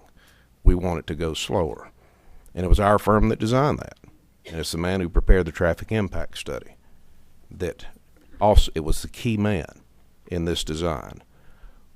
We have no desire to compromise that. It has been successful. The complaints that we got way back when were from the public who were using this as a pass-through. And they were mad because they couldn't pass through anymore. But that was it. We have been real sensitive to the traffic impacts on this road. And Commissioner, I appreciate your concern, and I hurt for you as you wrestle through this. There are 3 yardsticks that we must look at in order to watch after this community, and I'm going to do them in reverse order. The first is the horizontal location. Earlier on, this group approved the location of the main entrance for this development. It's further been proposed a right in and right out immediately to the west. We agree with that. That protects the integrity of the traffic calming features along Grigsby Chapel Road. There should not be a penetration there. The second thing that must be addressed is sight distance, and it has been addressed in the report very clearly. There must be limited trimming of that area, the median, to make sure that the sight distance is accommodated. That cannot be sacrificed. Regardless of where we talk about along Grigsby Chapel, that is paramount at any crossing along that roadway. The third is the matter of the numbers. And there's been statement made that this development will generate less numbers, and there's kind of a rumbling of no, you know, and I respect that. My goodness, how I respect that. We don't have the luxury of creating a Cannon & Cannon yardstick in these matters. Every traffic matter that comes before this body, and indeed most communities, is based upon information that the Institute of Transportation Engineers tells us we must use. And they look at these facilities, they look at residential. The numbers that these numbers have been available. This has not been hidden. It's something that we must submit, and it's appropriate to submit. It is a public document. And if we make a mistake, we want to know that. And we will admit that.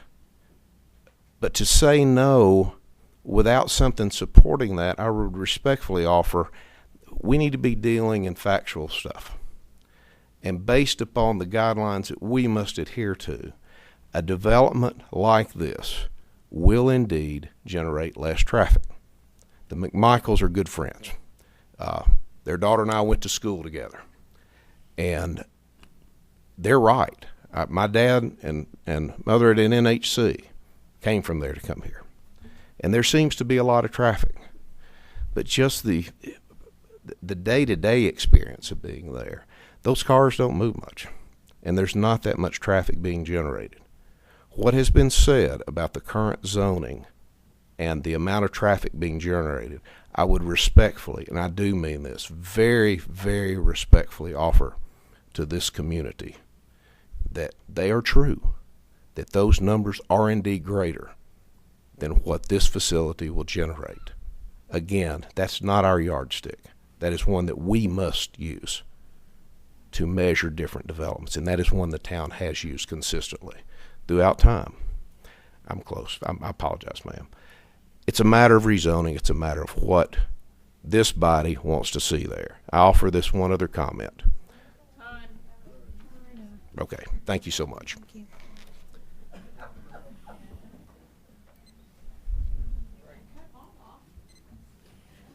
My name is Sal Gattiano. I live at Foxden, 12121 South Foxden Drive, and I'm an owner of the property. We bought this about 30 years ago.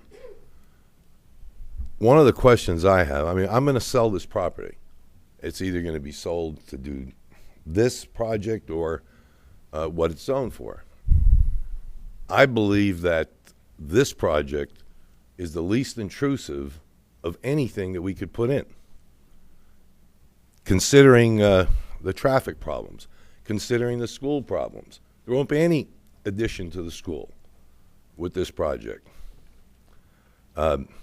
I just think, I mean, if you guys stop this, which you could, then I know I'm going to have the same people if I want to put condos in there. Well, I don't understand, because they are condominiums. Those units back there, except for phase one, are the same type of units as Grigsby Chapel and the Commons. They're put together with a condo here. Like, for example, I have one of the condos at Grigsby Chapel, or rather at Chapel Point. I own one of them. And I mean, there's 5 units stacked together. That's what that is. It's the same thing. It's going to look like the same thing. The only difference is that there are going to be older people living there. That's all. The 2 stories, my condominium at Chapel Point is 2 stories. It's 2 stories, period. And that's what these are, 2 stories. Well, no. It needs rezoning because you can't put assisted living in there. If you know, the other thing is that 500 and some odd units, or the traffic study for 500 trips a day. Well, don't forget, that might be 500 trips a day, but it's not during the peak hours. The peak hours, I drive on this road every day. I come out of Olympic and I get onto Smith Road and drive over to Campbell Station. And I usually go to work around 9 o'clock. I never have to wait more than one light at 9 o'clock. I go back about 7:30 and it's the same thing at night. The peak hours here, if, for example, their shift changes would be, let's say, you start the first shift at 6 o'clock, there is nobody there at 6 o'clock. The next shift would be 2 o'clock, hardly anybody there. And then the next shift after that is 10 o'clock. So you won't have a problem with all your shift changes. And as far as bringing trucks in, there's not going to be trucks coming in at 8 o'clock. You know, they're not going to come in. You don't order them to come in at 8 o'clock. I mean, these people could put together a plan as they're working to really limit the traffic problem. We know that what the hours are of the traffic problem. I mean, I've been in there. Sometimes I had to go to work at 8 o'clock. And that's all I have to say. Thank you.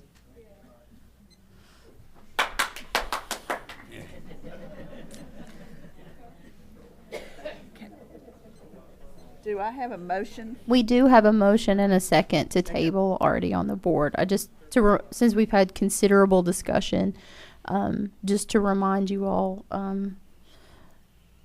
that it was to table, just for the record, to table, to send the request to the attorney to draft conditions and covenants. I know we've had more discussion since then, but please know that that motion is sitting out there. Motion. Do I have and I've had a second, so do I, all those in favor of tabling? Will you repeat it? I mean, certainly another motion can be made, but just so you know that the motion is out there, from Commissioner Whiting and seconded by, Commissioner St. Clair, to table, to send the request to the town attorney to draft, conditions and covenants was the motion. Well, I would withdraw my second because. You withdraw? Yeah, because I think we had some other discussion about, Yeah. first of all, we zoning, rather than doing it through the specifics, think, talking about an R7, so. I think that So I don't think his motion is. I still think we ought to table this thing and it be Right. until we get a take a look at possible independent zone for this type of issue. Because looking around here tonight, and everybody's saying they don't want any assisted living anyplace, but they want it in Farragut. We don't have any in Farragut. No? Oh, you want assisted living.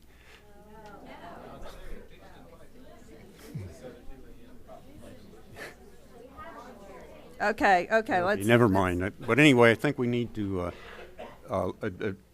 address the possibility of a separate zoning for this Separate kind zoning. of issue We need to or have, other. Mr. Hale look into that for us. Yes, I think so. Is that what? Is that your motion? Yes. Do I have a second? Alternatives to. Do I have a second? Why don't you let's repeat the motion. It's a procedural motion, really. I think that Planning Commission needs to have presented to them some of the alternatives, whether or not they ever happen, to this issue of establishing assisted living businesses, or whatever you want to call them. Specific zoning for assisted living. Specific zoning for yes. And we're asking town attorney Tom Hale to look into this for us and get us more information on that. And so his motion is to request that Mr. Hale look into this and get us more information on this. Do I have a second? Is that Yeah, right? that's essentially right. Do I have a Staff, second for that? just to interject, staff would be probably the one to look into developing a zone.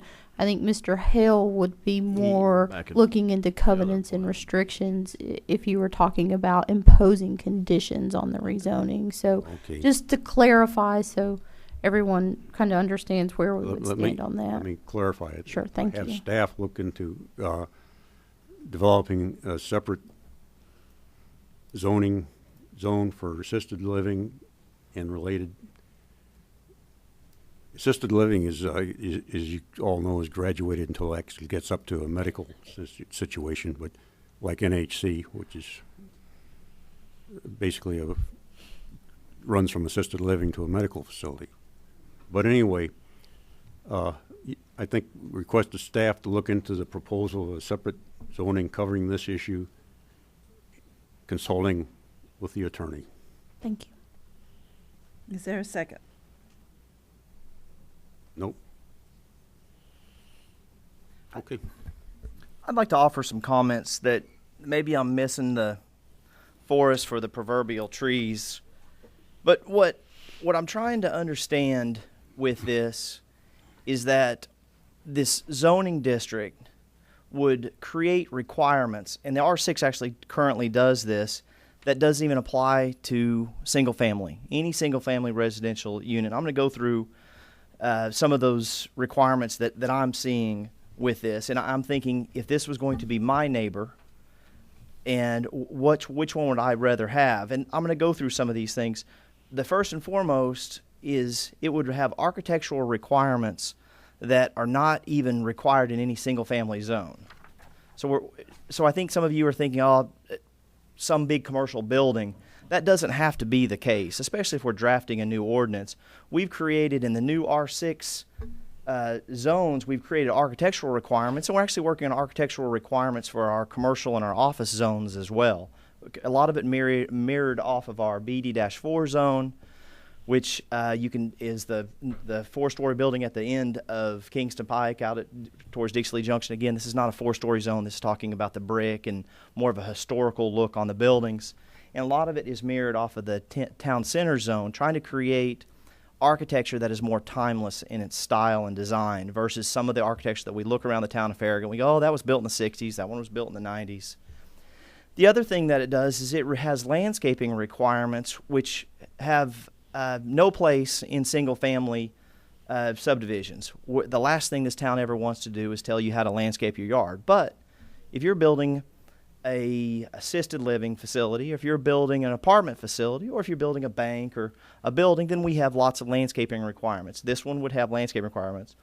First and foremost, when I think about if this was a neighbor of mine, this has buffer requirements that are not required in some of the single-family single-family zones. That would require a landscaped buffer. If it's already a vegetated buffer, a mature buffer, that buffer has to be left alone, and usually it's anywhere from 25 feet to 35 feet. If you have a single-family residence next to you, that property owner can clear all the way to the property line. And then the other thing that I think about is lighting. Any of our multifamily zones, as well as office zones and commercial zones, have essentially a dark skies ordinance that doesn't allow any light pollution from one site, i.e. the developed site, to leave that site. Versus if you have a single-family home, your neighbor could put up a 500-watt floodlight and shine it into your house, and there is nothing you can do about it. You can write them a letter or talk to them, but otherwise they have no obligation to do anything about it. We've already talked about the traffic. I believe the traffic. I believe the numbers that Cannon has produced, and I think that this style of development creates less traffic on Grigsby Chapel than what a single-family development does. So when I say maybe I'm missing the forest for the trees, I don't understand why it is, and it's almost unanimous. Everybody is so passionately opposed to this, and I've heard all of your concerns, but when I think about what I would want as a neighbor of mine, I'm not going to have barking dogs next door. I'm not going to have light pollution. I'm not going to have... No, I'm not a neighbor of that, but I am a neighbor to a farm that will get developed. I live on Concord Road, and eventually the property next to me will be developed. And to me, I can't think of a quieter neighbor than something like this. But no, I don't live on Grigsby Chapel, and I don't drive Grigsby Chapel, and I understand the traffic. We need to... A little decorum here. Yeah, please. I guess what we're trying to do is the elephant in the room is this senior living. And the last thing that this board wants to do is drag this out meeting after meeting after meeting, and I don't like it either. I'd rather be home with my kids. But the reality is I can see your passion and why you're so upset about this, but what I don't understand is I don't understand why everybody seems to be so passionately opposed to something that when I'm looking at it, I'm like, that's a good fit. It produces less traffic. It's less impact. The water and the impervious surface, all those things are addressed during the site plan and the civil engineering stage. So yes, we are not looking at a final site plan here. And there's a lot of things that this developer, a lot of hoops. Matter of fact, the town of Farragut has more hoops than just about anybody else in East Tennessee that they have to jump through when it comes to stormwater quality volume and the quality of the stormwater. And there's things that we've implemented the last few years that has to do with cleaning the stormwater.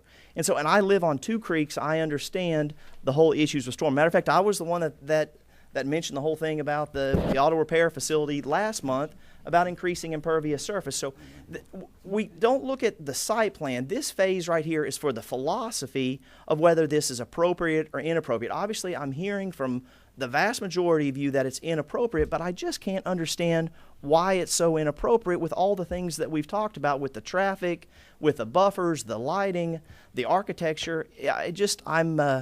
Again, I've got- I want to say something. got one more person I want to who wants say to say something, something. and I Okay. want to make a motion. Okay? Mhm. You know, we've evolved through a series of discussions in this that go back several months. We first heard it was all about the traffic and it was all about the schools. And then we started to hear more about the assisted living kind of emerging out of that because of the meetings the developer was having with the neighbors. And so it kind of think, you know, my perspective, I think, well, maybe there's some kind of compromise here that people can agree on because of the fact I do believe the traffic numbers and I do believe the school thing. And I personally wouldn't be objected to this if it was close to my house. But then I don't vote here on what my personal desire is.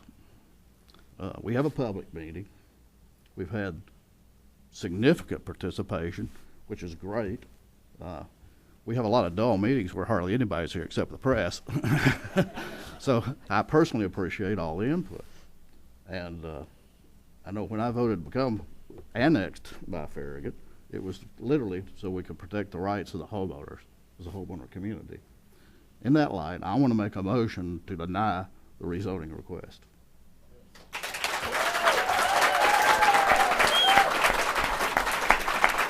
I didn't capture the second, Betty. And I'm not running for office. I live on the south side. We have a motion and a second. And a second. All those in favor, say aye. Aye. Oppose? Me, no. I'll oppose.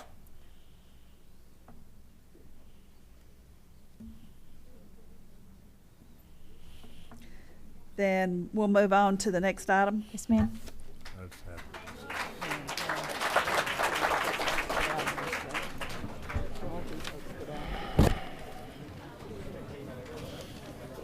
Hey, can we take a break? Yeah. What? Take a break. Yeah. I just let me get out. Start moving around. They may tell you. What? Um, For what? Oh, I know, but they've changed from where Oh, no, you're, no, I didn't mean to. No, I didn't mean to. They have to. I didn't mean to. Okay.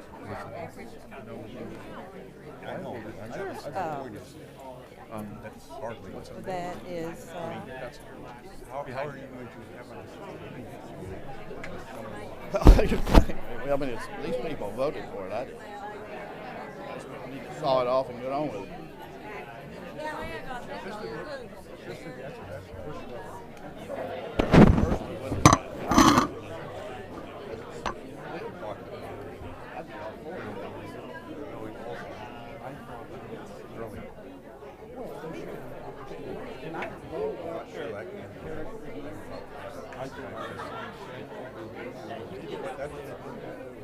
Well, it's not about having supporters. I really felt like that if it produces less traffic and they're a less invasive neighbor, it's a no-brainer to me. To me, it should have been common sense, but everybody is so passionately opposed to it. I just don't understand. And it's and I stood for 2 hours. But I also couldn't get out. Oh, good wife. And it took me. No, what we had is we had one motion that had a second, but then it failed. The second was withdrawn. You don't have a second, you're not even going to vote on it. And that was basically a motion to create these conditions for a rezoning. But what I basically jumped in and said is let's just hash it out tonight. Either it's a good use or it's not a good use. Why drag the public back through this again and the developer, the applicant? Let's just go ahead and hash it out, as painful as it is. What's the reason of trying to prolong the agony and talk about it again next month? Let's just, if either we like assisted living or we don't like assisted living.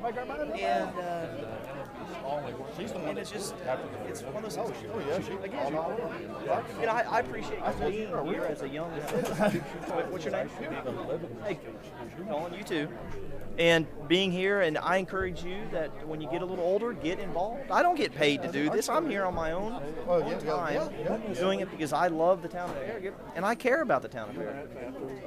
So whatever you do, get involved. Get involved with your community. So, anyway, you're welcome. Thanks for coming. Unfortunately, part of this, well, they think that's what I did because that's what I look at. There's a book about it. I don't personally. Oh, I would. I go back to the core principles of this public force for the proverbial from our system. That's what I go back to. You know, I don't want to get excited about the numbers. The numbers is going to be lower, okay? You got what you want. Don't come down here whining. When you start getting more traffic because it built up, you're going to build all those houses. After we incorporated it, well, I started making well, you know what? I know how it's ridiculous. The storm, I mean, it's the impervious surface is ridiculous. It's the same thing that we use in single-family residential. Nothing really. It's what it is the lady that summed it up. She said, make it a park. That's not fair. That's not a reasonable. I think he still has a good idea. Just make it a park. Yeah, that's a I mean, you're right. Yeah. I don't know if that was. Hello, sir. I'm not. You're college education. Of where? Or whatever. Yes. You and I better. This is already off the subjects we can debate. Yeah. Talk about it. Yeah. It's not a agenda item. Next time I see you, I'll have a book for you. Well, it's not. That was torture. It is what it is. Oh, the element behind there. No, what I did want to do tomorrow, so I should know where to home. Let's just put it to a head. I know. It's got the brick pillar. Now I know. I thought that was frustrating. Nothing for the huh? It's an emergency. I hear you.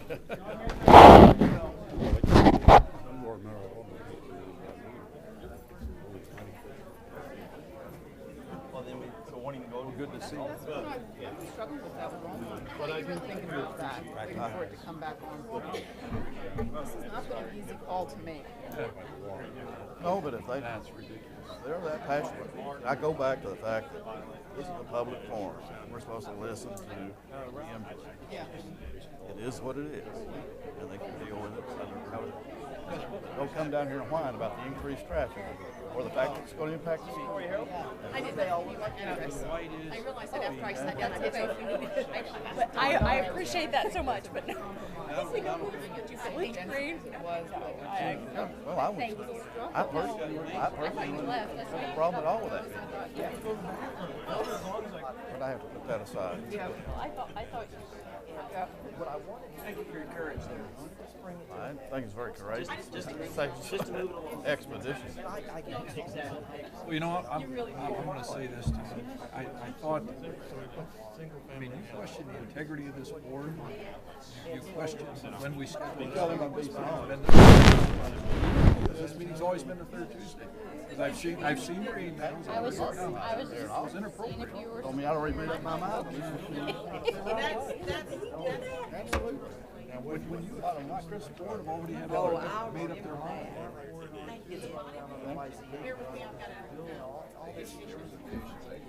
Right. Aaron, I started making a speech about professional. That's not true.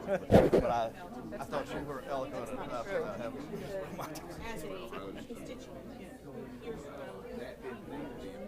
I had a piece of property over there. I'd welcome it. I can get it restricted right out of cover. The public was not going to buy in no matter what. Well, that's why I said there was no public buy-in. Well, that's one of the things I did. Right. Let's kill it. Well, they're remedying that. And that's that's what we're going to do. Probably 100. They're remedying that. They are, because they didn't realize that was an issue, and now they're remedying. But please. All we're going to do is wear them out.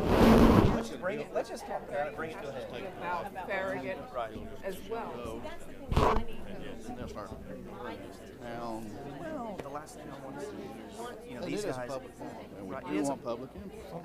But Personally, to I tell would- somebody it I'm should. fully supportive of I know, but to tell somebody to make it a dog park, that's not reasonable. Oh. And that's the problem. Nobody wants it. They think Well, it's always in my backyard. I thing want is, it to and I be didn't- remain the I guess woods. that's one thing I want to say. I said, I didn't. First it was about the traffic. Then it was and then it seemed to be an emerging kind of, okay, there's some kind of compromise.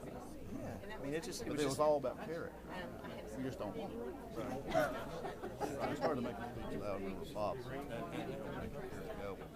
He said, well, I lived in Bel Air and I thought the passion behind me, and now it's easy subject. I take that approach. I didn't want anybody else. Well, what do you think? Last one in, didn't want anybody else. Right. They can't. That's not their job. Well, Justin, maybe you'll get out of here sometime tonight. How are things going over there on Everett Road? Oh, great. It's going really good. You got your house going? I mean, It's already sold there and moved in. Oh, you're kidding? That's Got- awesome. Got started 4 more and about to start 3 more, so we'll have 8 or That's 9. awesome. Man, that's awesome. It's so exciting to see that. Yeah, it needed it, but it's looking good. And you We're- guys are we're going to go real ahead pleased. and plat the whole thing, your first phase 1 and your phase 2. Well, you know, phase 1 we're going to do phase 2 here. It'll be the last one. So that'll be it. That's awesome. No, it's really good. I've been really happy. Now it looks like I found another piece of property to go after. Well, staff job is to take stuff in. That's exactly what I was just thinking. Well, it is what Which is sad. It That is sad. And I don't know, I was listening. legality is not their job to have. It's just everybody does But it. they, yes, but they also, I know it's like the departments at that location. They kept trying to talk to them. Oh, so you're saying the rest of the Thank you. So that's. Good comments. Good to see you. Merry Christmas. Yeah, thank you. Hey, Sam, how are you?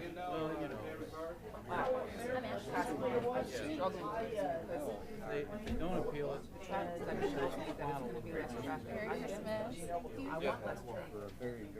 Then you're complaining about the character. I get that, and I agree with that. There's been a struggle for decisions to make on that. So every yes. So Third Thursday of we every are month. because that will get developed. It will be condos or single family homes, and there will be more traffic than this On Thursday. and it's going to be. And you're, right now, the way that road looks to me, as a non-professional, I don't think that there's many options. And so we're trying to do what's right. So after the first of the year, we'll get more national. I think that probably really ought to look at assisted living. A man thinking, and what looking at the audience, looking at not here, wanting it next week. And that's, Jim and I are a lot closer. well, I know, but you know, Jim and I are a lot closer than we used to every be. once in a while, it won't die.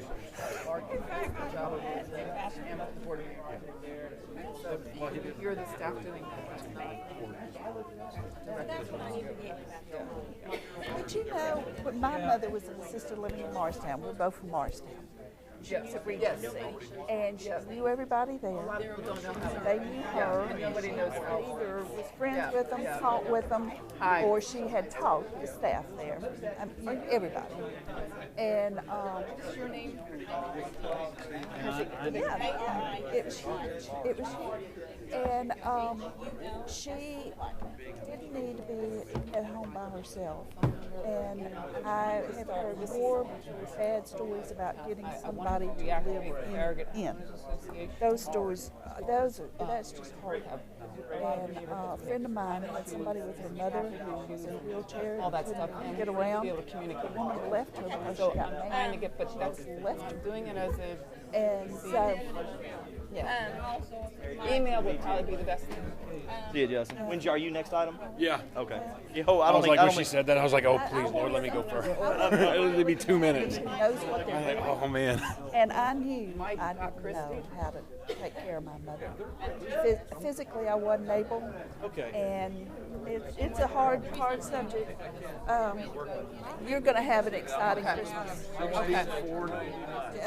16, How old are they? So you'll know what's going on, because I'm not necessarily for the president to be involved with somebody on the board, so they can go back and talk to them. Yeah, you better hurry because we're ready. I want you guys to Yeah, you are. really, you know, these are the kinds of Yes, sir. things we need to have conversations about. Yeah, and not just at Christmas. We're about ready to get started again. Okay. I'm ready. Obviously, you are.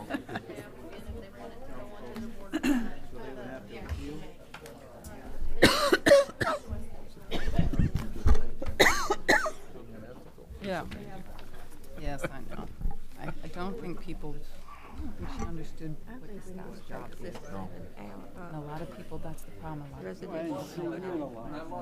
Well, and that may be a perfect candidate. Yeah, maybe it shouldn't even be in our city. But they did get, but it is in the commercial. The guy that did the cut. Was apartment. What if you rented your house out? What if you said, I'm going to Hawaii for 2 years? Some people have to take it by. You're generating revenue. Hopefully it's not massive. No. We're going to re-adjourn the December the 18th meeting. We are now going to item number 3, discussion and public hearing on a final plat for Phase 2 of the Split Rail Farm subdivision, parcel 141, tax map 98.01, 38 lots, 13.2 acres, SRF Holdings LLC applicant. Yes, ma'am. This is, if you all remember back in June, a concept plan was approved and a preliminary plat for Split Rail Farm. And then in August, Phase 1 of the development was approved, which encompassed 37.6 of the 50.8 acres in the development and also consisted of all the open space lots and 26 unit lots. This is the request to finish out the platting of the development with Phase 2. This includes 13.2 acres and will plat 38 dwelling unit lots. Provided at your places are staff's comments, and staff would recommend approval subject to the items being satisfactorily addressed. And the applicant is here if you all have any questions of him. Do you have any questions or comments on the 4 items? No, ma'am, we accept all those. Okay. Does anybody have any questions, comments for him? I'll make a motion to approve. I'll second. All those in favor? Aye. Opposed? Thank you. Moving on to item number 4, discussion and public hearing on a site plan for parking lot modification at Farragut Village at 609 North Campbell Station Road, 4.96 acres. Barry Boyd, architect, applicant. Yes, ma'am. This item involves a request to modify the existing parking at the Farragut Village, the development where the Mellow Mushroom is located, along North Campbell Station and Grigsby Chapel Road. The modifications to the existing parking lot are an effort to address limited convenient parking and to create a better flow for vehicular and pedestrian traffic on the site. The modifications, as they're revised, will actually provide for 20 additional parking spaces at the site, and will also incorporate some center elements to create visual interest into the parking area. Again, provided to you all are staff's comments, and staff recommends approval subject to the items being satisfactorily addressed. And the applicant is here if you all have any questions. Are there any questions for the applicant? I have a comment.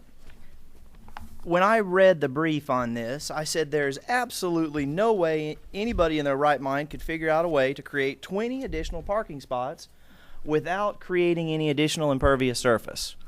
And I read through it, and I was absolutely dumbfounded, thinking, I cannot believe somebody has done the impossible. I've spent a lot of time at both the Mellow Mushroom, and the great Thai place, which I've gone blank on the Little Bangkok. And parking is a disaster in the evenings, to say the least. And I would like to personally hand the architect an accolade that I think he is a miracle worker to be able to come up with a great design on a parking lot that I didn't really know that could be fixed. So I think it is absolutely remarkable that this is what thinking outside the box and good design can do. If you just spend a little bit of time, instead of trying to be down and dirty and cheap, you can come up with some ideas, and hats off to you. I think it's awesome. And without creating any additional impervious surface, my jaw dropped. So, wow, how that is a motion, by the way, Man. to approve a Well, great site a minute. plan. I have for, a question. Hold on. First, first, I just want to make sure that you are in agreement with all these subject twos that are still left to take care of. We these. accept them. We would ask if we could be. One of the requests was for traffic stops or tire stops. My experience with tire stops, we're an architect for a national retailer. I know in the Charlotte area right now, they have 6 lawsuits over people tripping over tire stops. I know of a restaurant right here in Knoxville that is being sued over someone tripping over a tire stop. So we would request that we keep the plan as is, but not have to install the tire stops. And that would be item number 4, is that right, Barry? The one? I think so. Okay. I don't have it in front of me. The only time that I personally encourage tire stops is if you have a flush sidewalk with a flush asphalt. Does that condition occur here? No, it is not. We Okay. have a 6-inch rise on Okay, and the reason being is I think it's a good idea for somebody to be able to feel a stop on their tires. If you already have a curb that is at the head of these parking stalls, then I think that is sufficient, and I cannot see a reason if there's something I'm missing in our municipal code or life and safety. The intent of it was to make sure that the vehicles were not overhanging onto the sidewalk and impeding that 5 feet of sidewalk that's proposed. That was the intent, is provided that can be kept free and clear, the 5 feet. Staff would not have an issue with that. I think when they're against the curb like that, it's not necessarily a tripping hazard because it's basically in front of the car and below the curb, so it's. Well, that's why I think, again, if you had a flush curb and a flush asphalt, I think parking stops are important. Somebody needs to have that physical barrier. Obviously, if they hit the gas, they're going to go over it anyway, but at least they know. I think the bumpers are probably going to overhang to some degree, but personally, I can't think how they would overhang to such a degree that even 5 feet, you could still get a wheelchair around it. Again, maybe this is more of a traffic design engineer issue, but I can't think of a reason why 5 feet wouldn't be sufficient, even if you had some bumper overhang. Agreed.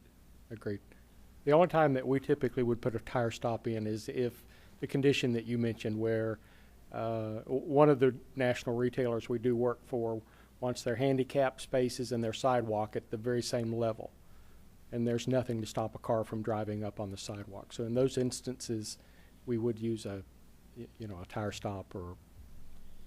But you some say people call 'em how bumpers. far above is 6 yours? inches. 6 inches.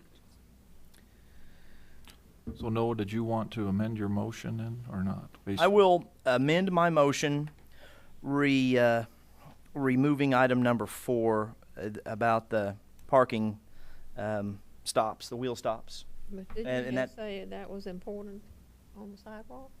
Well, I cannot see a situation where a 5-foot sidewalk is not sufficient to be able to get a pedestrian and or a wheelchair in front of the car, even if there was some bumper overhang. If I am missing something, I am not an expert when it comes to sidewalk design.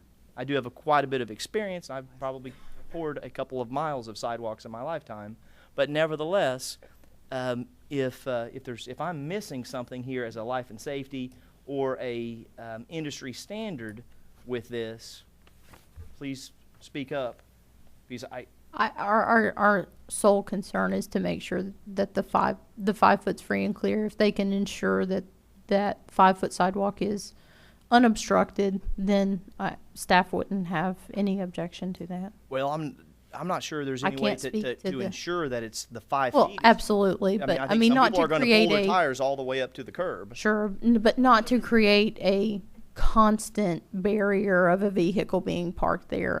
It is kind of where the curb stop was coming from. Well, and I think with this building in particular, you have the brick columns along the way. People, those in themselves kind of restrict people. You know what I'm talking about? Mm-hmm. So I would second the motion with item number 4 deleted. All those in favor? Aye. Opposed? Thank you for coming in. And thanks for getting Noah all excited. It's just a great I love good design, civil design. I live and breathe it. But it's awesome. Thank you. Discussion and public hearing on a site plan for drainage modifications associated with parcel 1.00, 1.01, and 1.02, tax map 152-C, southwest corner of Kingston Pike and Shotho Road, 1.37 acres, Bill Hodges applicant. Yes, ma'am. This property is a request to modify the existing drainage that exists on this site, that is currently, and relocate it to the rear of the properties. Currently, there's a 20-foot drainage easement and swell that bisects the properties, and the site plan proposes to relocate the drainage easement and provide for the construction of a drainage paralleling the rear property lines and being pipe flowed to the western property line to an existing storm manhole. Provided within your packet of recommendations at your places, staff recommends approval subject to those items being satisfactorily addressed, and the design engineer is here if you all have any questions. Are you all in agreement with the items that are remaining? We're in agreement, except for item number 3. We would like to include the proposed driveway as part of the development.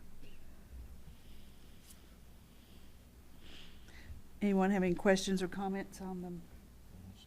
Jeff, wouldn't it make more sense to deal with your access at the site plan stage? It seems a little premature to think about access today when you're not sure exactly what you're going to put on that site.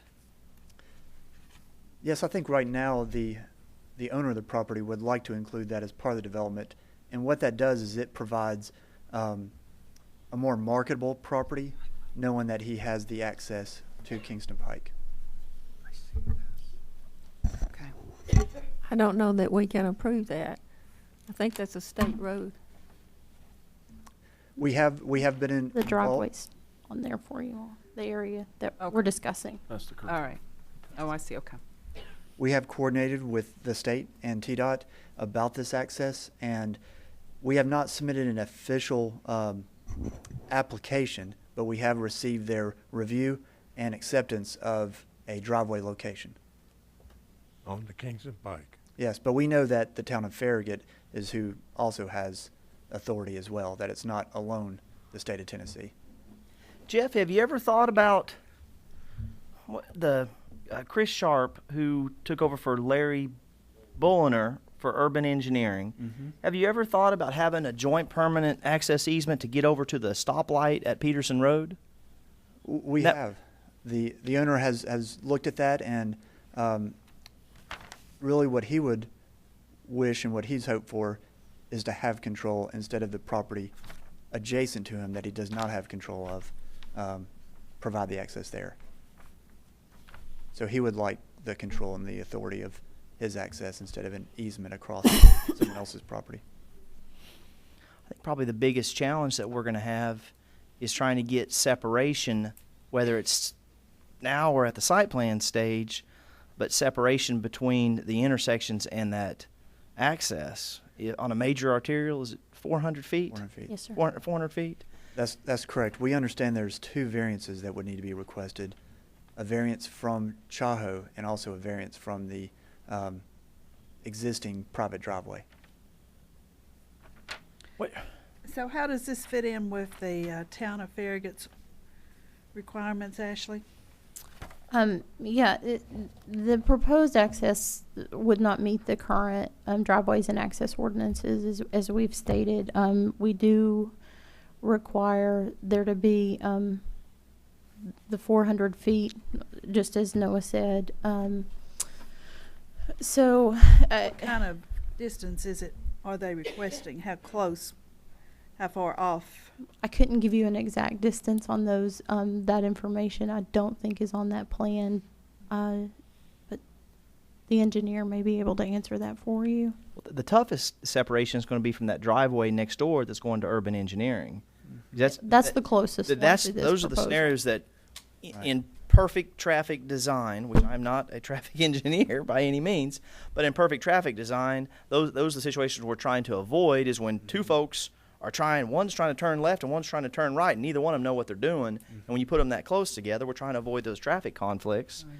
I can also understand that the residents of Linda Heights at some point would much prefer for you to have Kingston Pike access than have access to, I used to call it Caho, but obviously it is Chaho. If I say all the 20 years I've been saying it wrong? That was pointed out to me that's the proper pronunciation. But yes, sir. So I can see at the site plan stage, I suspect residents are going to say, no, we want them to access Kingston Pike. And then, of course, from a perfect traffic engineering, we're going to say, no, we want you to access Chaho. Yeah. And, but what I'd like to see, if there was some cooperation with your neighbors to the west, that you could, if somebody does want to turn left, that they could at least get over to the light at Peterson Road. I guess with that being said, Jeff, I think we ought to deal with access when we're dealing with your site plan. Okay. Counsel from Mr. Hodges is here as well. Mr. Eddie Pratt is here that can help address any concerns about dealing at the site plan stage. Or is that Peterson Road there? Thank you, Planning Commission. Eddie Pratt from Baker Donaldson, here on behalf of the applicant. The commission needs to understand these three parcels are separately owned, separately titled, separately deeded. Each of the three parcels is less than half an acre. We have a situation, there's a condemnation proceeding by the town of Farragut across the frontage of this property where a sidewalk was constructed. And so access is an important issue to the property owners here. In the event we do not have access out onto Kingston Pike, two of the three parcels are totally landlocked.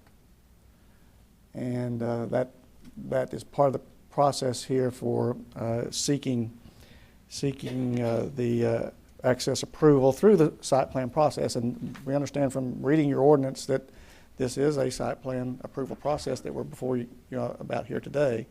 And I don't see the requirement for a separate site plan, and there will be a separate site plan, of course, submitted at a later time on development of the individual parcels. But I think as we read your ordinance, and I've asked for clarification if I'm misreading it, but as I read the ordinance, I think this is an appropriate stage to ask for access approval.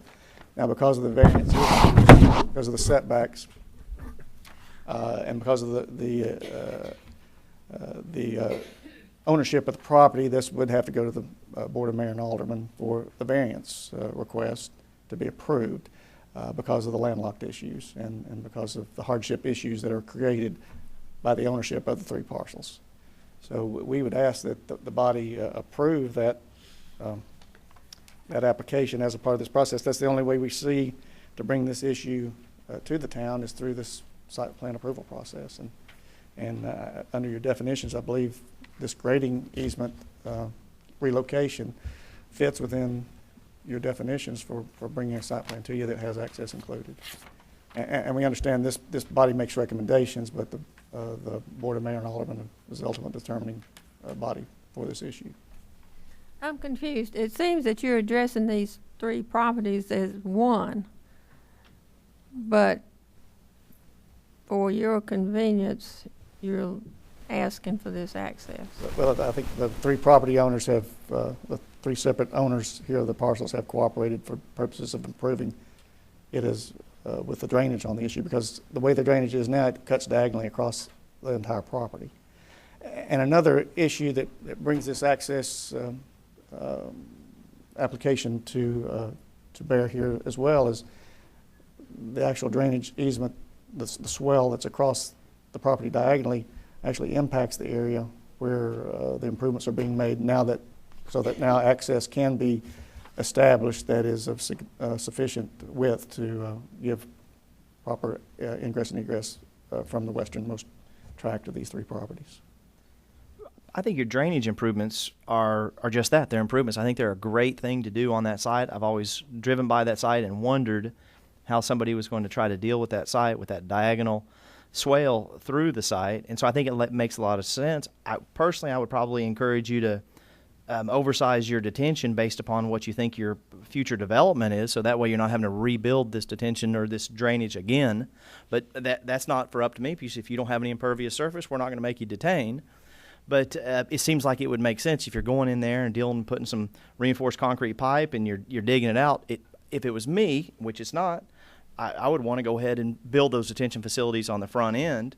But on the other hand, I can't really see irrespective if we're going to call it a site plan or we're not going to call it a site plan, I can't see why the access is, should be something that we should look at this juncture. Because there might be, access has been a big issue of this planning commission for many years. I can think there was a lot of battles like what the battle fought tonight that had to do with access, that had to do with Weigel's, or it had to do with Krispy Kreme, and usually we were able to come up with a reasonable compromise. Maybe they're not always the best solution, but they're a compromise nonetheless that seems to work and seems to mitigate life and safety and traffic concerns. But I don't think I can support dealing with access tonight. Maybe at some point, I assume you're going to replat the site and combine the parcels, and that's going to make a little bit more sense versus if what you're doing right now, you're really only giving access to one parcel, and in your words, you're still landlocking the center parcel. So I can't see the justification for dealing with access tonight. And I understand your position, and I'm sure the city attorney may have a comment as well. Comments to make about that? It doesn't address the hardship issue, which is there regardless of whatever use this property is put to. And so that is a significant issue that needs the Board of Mayor and Aldermen to look at. And we appreciate your consideration. Would ask that you would grant the access and make a recommendation to the Board of Mayor and Aldermen for access on this westernmost point.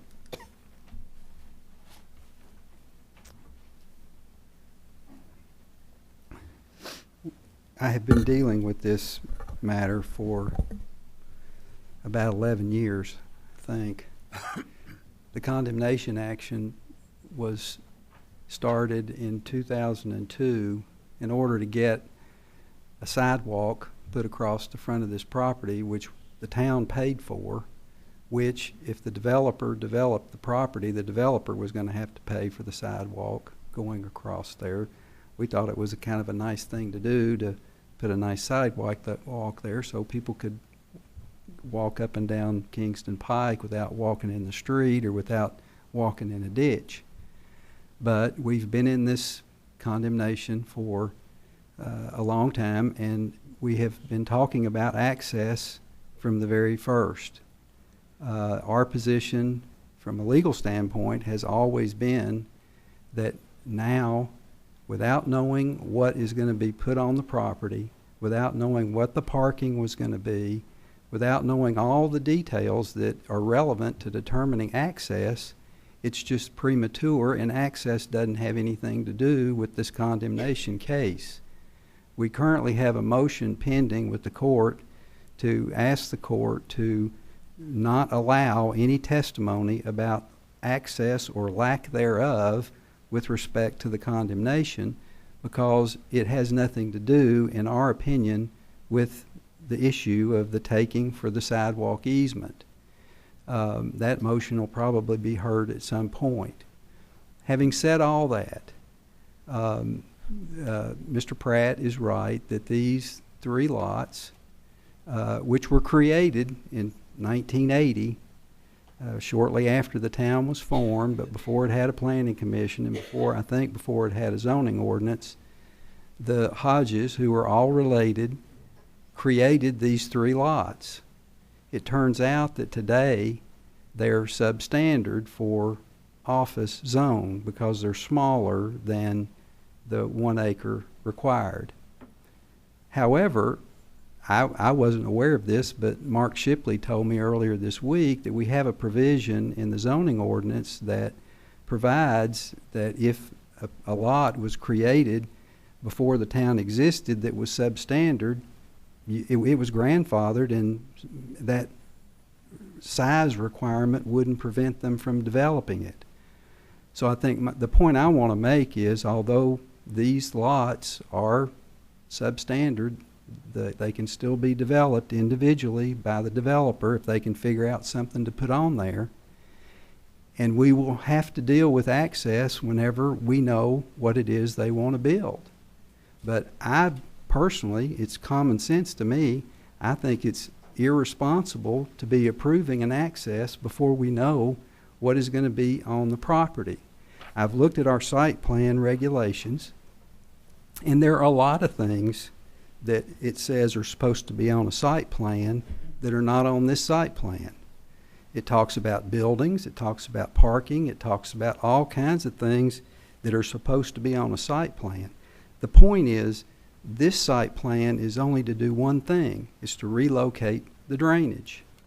And how are they going to access the property to do the construction necessary to relocate the drainage? There's an access over on Cheho for the construction entrance for the purpose of facilitating their access to the property to do the drainage improvements. So I don't think you can read our site plan regulations as absolutely requiring you to throw the common sense out the window and feel obligated to address an access issue that really isn't appropriate to be addressed at this moment.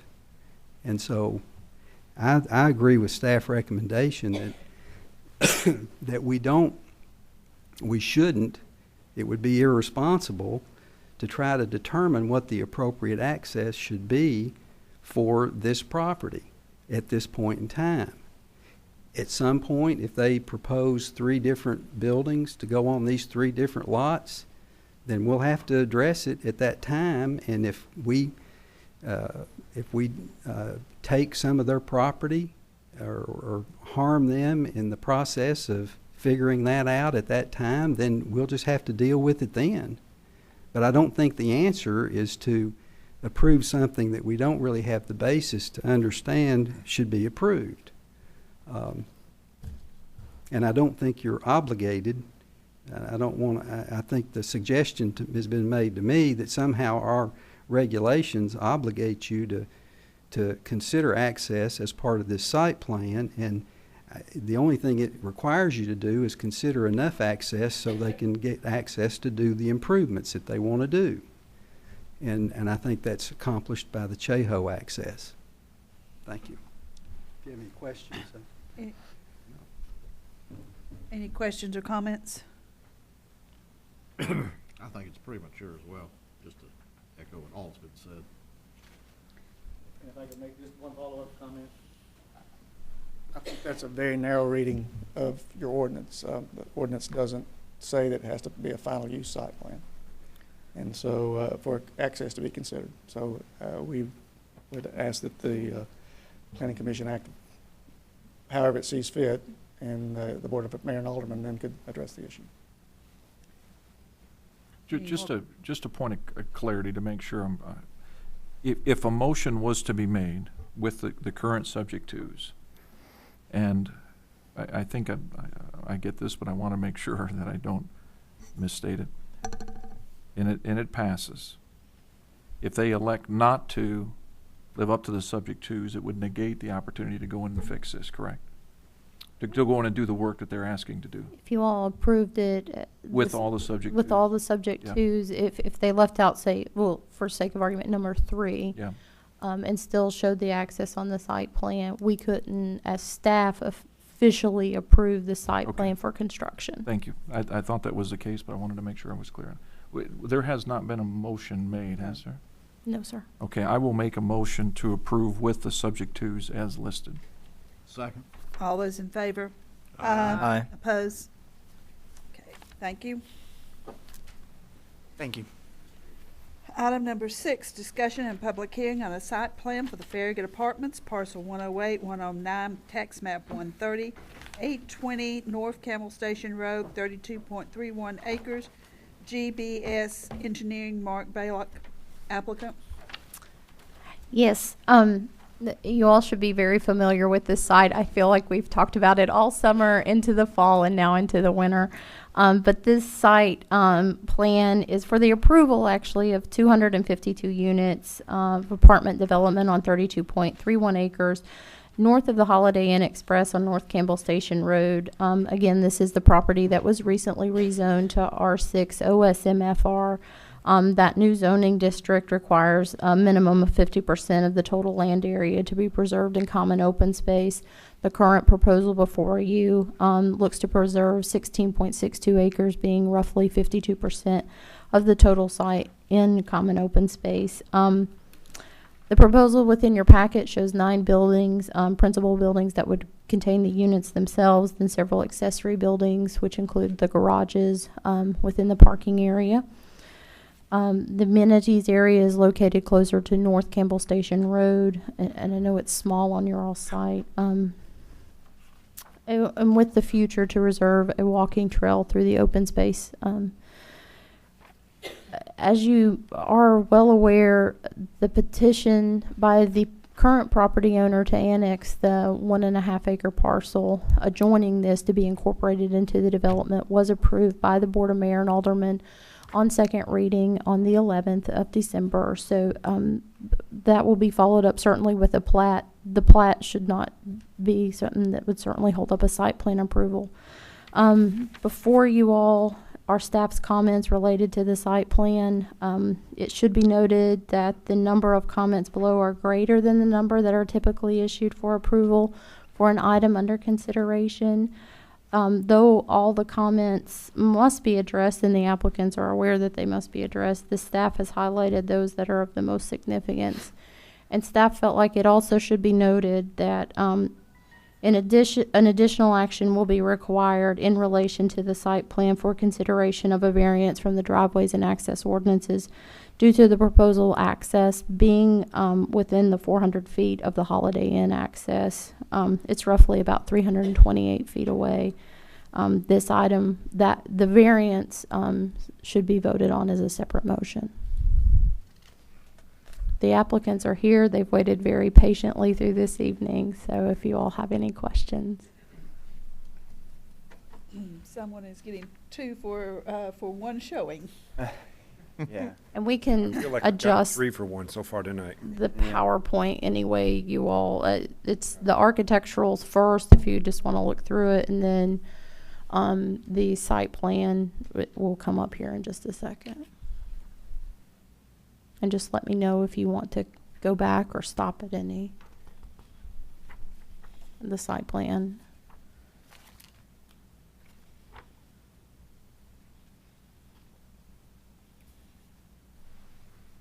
And I will say their landscape was approved by the VRRB on Tuesday night, so.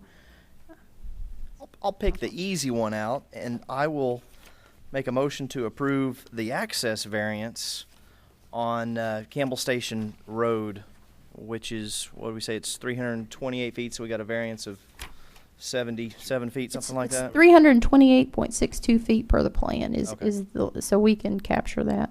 I think that's the most logical access. I know line of sight's already been addressed, as well as the visibility triangle, so. And it's just to interject, it is to meet the traffic impact study. So they have placed the access to the property per the recommendation of the traffic impact study. I'd second that. All those in favor? Aye. Oppose? Now, if the rest of it was that simple. Yeah, exactly. And actually, I believe the first 7 items are dealing with Dan's issues, and him and I've had a conversation, and we can address all of his issues without batting an eyelash. It's just minor addressing of putting, changing the radius here, changing the radius there, and putting some dimensions on. But we pretty much can handle every one of those items without a thing. Yeah. The only one that we really need some guidance on is number 8. And I'll leave that to the architect to discuss with you. Well, for me, as a developer, I guess number 8, the real issue at hand is that if you would, I guess if you have masonry up and down the walls all the way up to the top, what it does is, and I guess a big difference between when you look at a multifamily type development, I mean, we get slated with commercial development. I mean, people assimilate us with hotels and retail and a lot of other things. But, you know, in the back of your mind, you know, when you go to buy a house or you go to move into a house, you know, one of the first things that any real estate agent ever talks about is curb appeal. I mean, that's the one biggest issue that anybody, I mean, if it doesn't look good when you walk up to it, then you're not going to buy the house. I mean, curb appeal is everything. And by putting masonry in any multifamily, you know, anywhere outside of Farragut, I mean, we're fine with what we got. But by putting masonry up and down, it gives it a very, it makes it look, you know, kind of like a prison. I mean, it basically makes it look very cold, very commercial. You know, and we're trying to break away from that. We're trying to have warmer tones. I mean, at the end of the day, an apartment's a home. I mean, really, you know, we talk about it, like I said, a lot of people treat it as a commercial development, which it is, I guess, in a sense, but it's a residential neighborhood. I mean, that's really what we're creating here. We're creating a community of affordable residential housing. And really, what is apartments? You know, for years and years, apartments have been treated as a gateway for home ownership. I mean, it's where you kind of get out of college, or you're in that young professional type business, or have a young family, you live there for several years until you save up enough money and you go buy a house. Well, you know, that's the way it was for many, many years. And then, of course, as the housing market kind of flipped, but we all saw where that went. So apartments is, again, steadily coming back. I mean, you're seeing apartment rentals. Everybody's seeing it. More and more apartments are being rented. So for us, you know, for this, you know, these types of projects, really what we're looking here for and what this all has to do with as far as asking for a request for lessening the amount of masonry or stone on the process is really so it doesn't have an institutional look to the product. And really all that boils down to for us is curb appeal. I mean, there's really no structural value to having brick all the way up and down, you know, on the building. It doesn't give anything. It's not going to protect anybody from, you know, anything. It's just, you know, for us, really what it boils down to is curb appeal and the look of the building, the feel of the building itself, and to make sure we don't have that institutional type feel by just having stone and masonry. Just to be pointed about it, a lot of the low income housing that you see, which we're not, is completely brick or, you know, some type of masonry product, 100% up and down. For whatever reason, don't ask me why, but I mean, one of the things we're trying to assimilate ourselves, we want to feel more like a residential community, which we are. I mean, so we want to, you know, when we come to the town of Farragut, we'd like to have a lot warmer tones. We'd like to be able to use hardy plank siding. No, we're not going to put vinyl on there. We're not going to use any type of product like that at all. But really, what we're going to do is the concrete masonry board is hardy plank and use that as a substitute instead of having brick or stone all the way up and down. And I'm the architect, Leon Lawson. And what we tried to do with the buildings is get a happy medium between having a belt line that goes all the way around the building. So we're trying to create some proportion and interest, and that's the reason for stepping the stone up and bringing it down. It creates some verticality. It breaks the building up so it doesn't seem so massive as it is. And then there's also a certain amount of practicality on the 4-story side of this, is that all the 4-story sides that you don't see because of the site plan, the public isn't, you know, we're a gated community, and those 4-story sides are on the other side of the parking lot. And so if we were to encase a lot of stone on those sides, it would, in my mind, trying to create some practicality here, it would be wasted money. I mean, it would be like putting diamonds on your soles of your shoes. Nobody's ever going to see it. The only people that will see those elevations are people walking their dogs along the retaining wall that's a 30-foot drop on the back side of the community. There just isn't a need for that type of materials to be any more extensively used than they are. So we're trying to be sensitive to the regulations, but we're also trying to be practical in the same sense. And I think that actually they're quite handsome elevations, and that we do achieve a good look for the town of Farragut.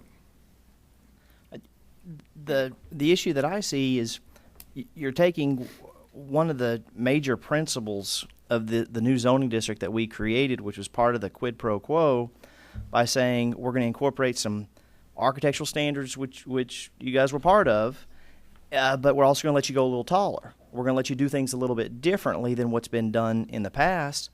And it kind of feels like you're coming back to us tonight saying, well, I know we talked about that. We liked it back then, but we really don't like it today. Personally, I'm a big advocate of brick. All of you guys know that I'm a brick nut. I love brick, all sorts of things.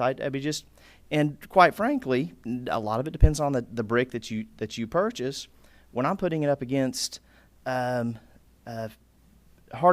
board, whether you're using hardy plank or a board and bat or a hardy shake, it's not that much more expensive. Granted, you have more scaffolding, and the masons do charge more when you go up over 2 stories on the brick. I'm aware of that. However, that was part of this zoning district that we created, is what we're trying to do. And the reason, and quite frankly, to go back to you can pick on my house. My house is all brick because I wanted a maintenance-free exterior, and that's the reason why they do it on low-income housing, is because it's maintenance-free. You're not going to paint it. You're not going to caulk it. You're really not going to do anything with it.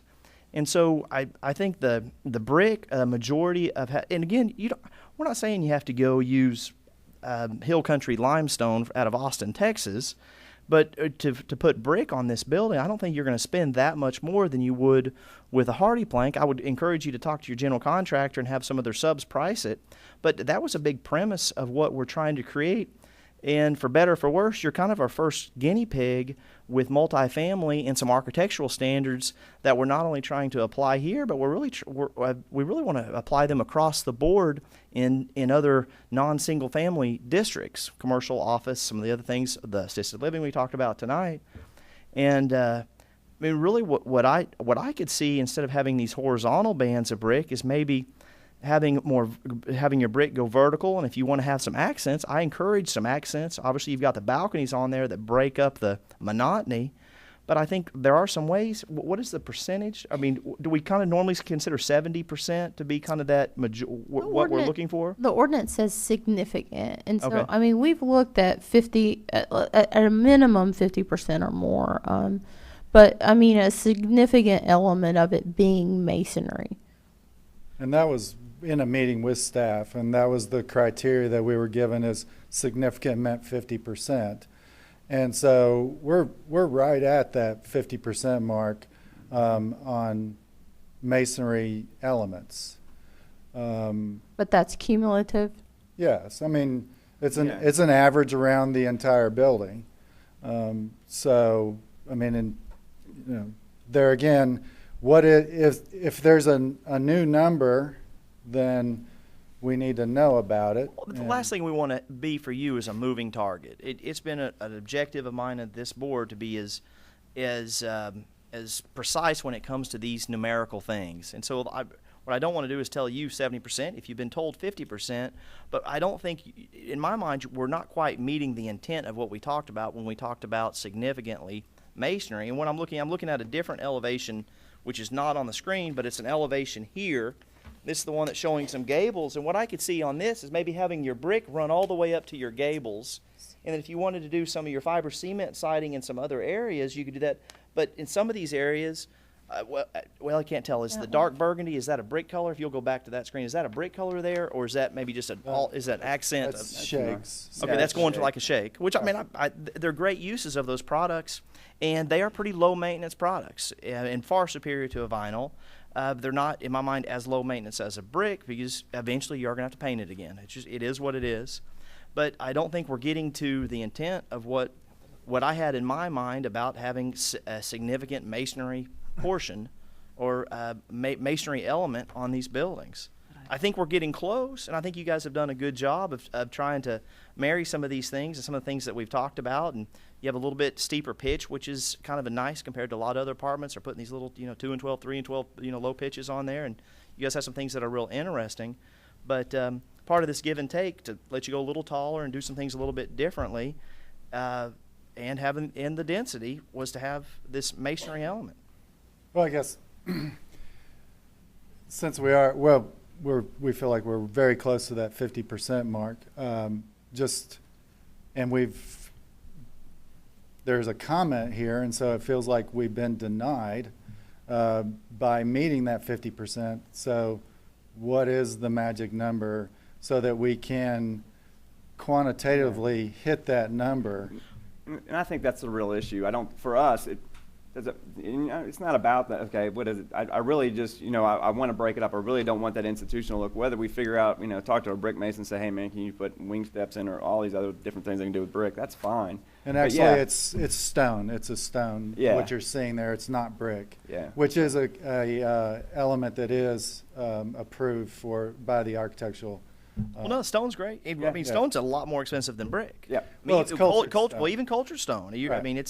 I mean, yeah, and typically what we see is when you have area communities like, and I think the intent that you're trying to get is a lot of, is Mason's area, but also too, like in Alpharetta and places around in Georgia and Atlanta where we built before, they use a common brick throughout the entire township, where you'll see a time in all the commercial type developments, even into the multifamily type developments, you'll see a common brick, all the way through everything that they do. And if that's the goal, I don't have any issue. I don't think that's the goal. That's but I don't know. That's what I'm trying to get at. That's not my goal here. I just don't think we're quite there. Yeah. To me, a masonry veneer on a building means a permanence. It means a timeless.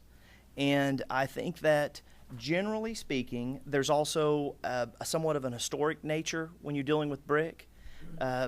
I probably haven't hung my hat on the historic side of it as much as I have the timeless side of it. But I'm not sure we're quite there. I think we could get there. Is it the difference between 50 or 55%? But I think having some elements of brick going, especially on those gables, I think that would be a pretty cheap way to be able to run the brick up. Normally, you don't want to change veneers on outside corners. It would be better to do it on an inside corner. But I think there are some things that you could do that, and I may be in the minority. Everybody else may look at it and say, yeah, this is what we had in mind, and that's okay.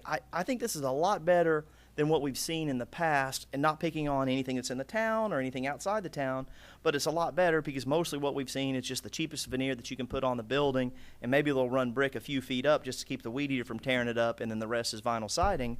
But I applaud you for that, and I think we're on the right track. But I'd like some feedback. I feel like I'm a little here by myself. I'll provide some Jump in. commentary. Noah's raised a lot of good points, and the biggest item here is we didn't clearly define what that percentage is, and significant depending on who you're talking to. Doesn't even have to be 50%. It's open to interpretation. Now, with that said, again, I agree with what Noah said. I will tell you, when I look at this, I don't have a problem with what you've put here. I think you've put together a really attractive looking building. What I would like you to do is think about the comments that he's offered. Yeah.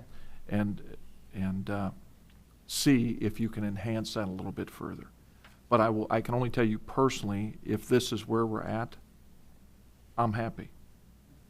But I would like to see if you can add a little bit more. No, and I don't think that's an issue at all. I think we can play with it, and this is why we're here. I mean, this is what it is, and we understand. Yes, we are the guinea pig, and there's other issues, and whether it's the percentage of brick, and for my mind, as far as how construction type and the way there's other issues that are much larger than how much brick we have on a building.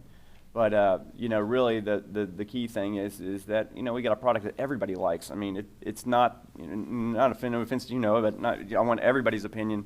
So and I'm going to find the middle. I'm going to find the consensus. I'm going to pull the empirical data, and I'm going to find somewhere in the line. The pollster in me is going to come out, and I'm going to find kind of what everybody wants, and I'm going to go for that number, and that's it. And that's kind of how we do it. So go ahead, please. I'm a little concerned that we need to pin down this number, whether it's going to be 50%, 70%, or whatever. We shouldn't leave people guessing. Yeah, and I so that's a job for you real guys, quick. right? Right. And I will just as you all are well aware, the architectural design guidelines are second draft is done. Final draft, the coming of the first of the year will be presented. It will more than likely help define we had some discussion today about actually trying to tie down what percentage of masonry we would like to see. So it's not left up to interpretation and a conversation for you all at this point. So we are going back to our consultants now. Thank you. And furthering that discussion with them. Right. Good.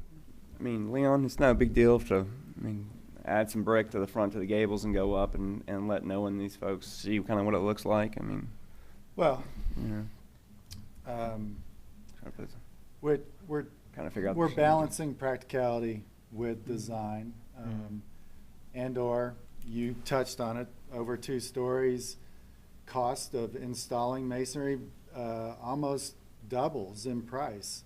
So we're trying to do a balancing act with construction costs, ultimately profits in the end, and/or initial cost in the beginning. So, you know, throwing brick up, even if it's just in those gable areas, it becomes significant in going over 2 stories.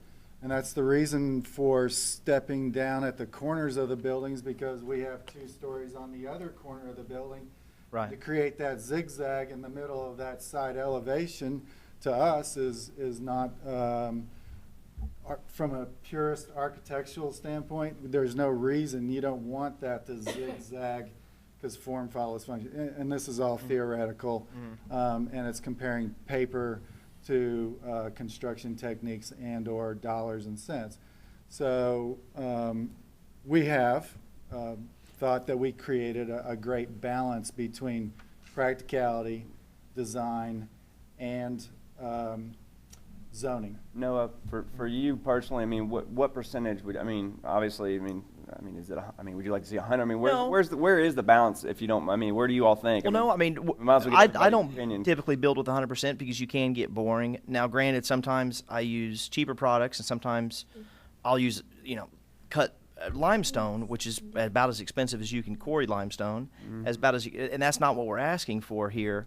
I guess this isn't exactly what I had in mind when we were talking about this. I think, personally, I failed in thinking about the word significant when we drafted the R6 ordinance, and thinking about how ambiguous it is. And it really is ambiguous, because if we looked it up in Webster's, I wouldn't have any idea. Does significant, there could be 100 definitions of it, and it really, so I think we're to blame, and I'll take blame for this, because this has always been kind of a little soapbox of mine, has been somewhat working on architectural standards for the town of Farragut, trying to create architecture that's a little more timeless if somebody's not going to come back and date certain buildings.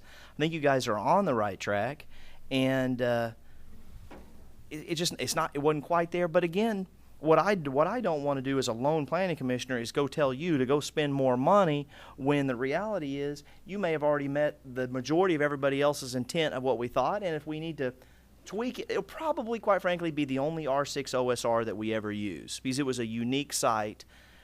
So we'll probably never use that particular district again.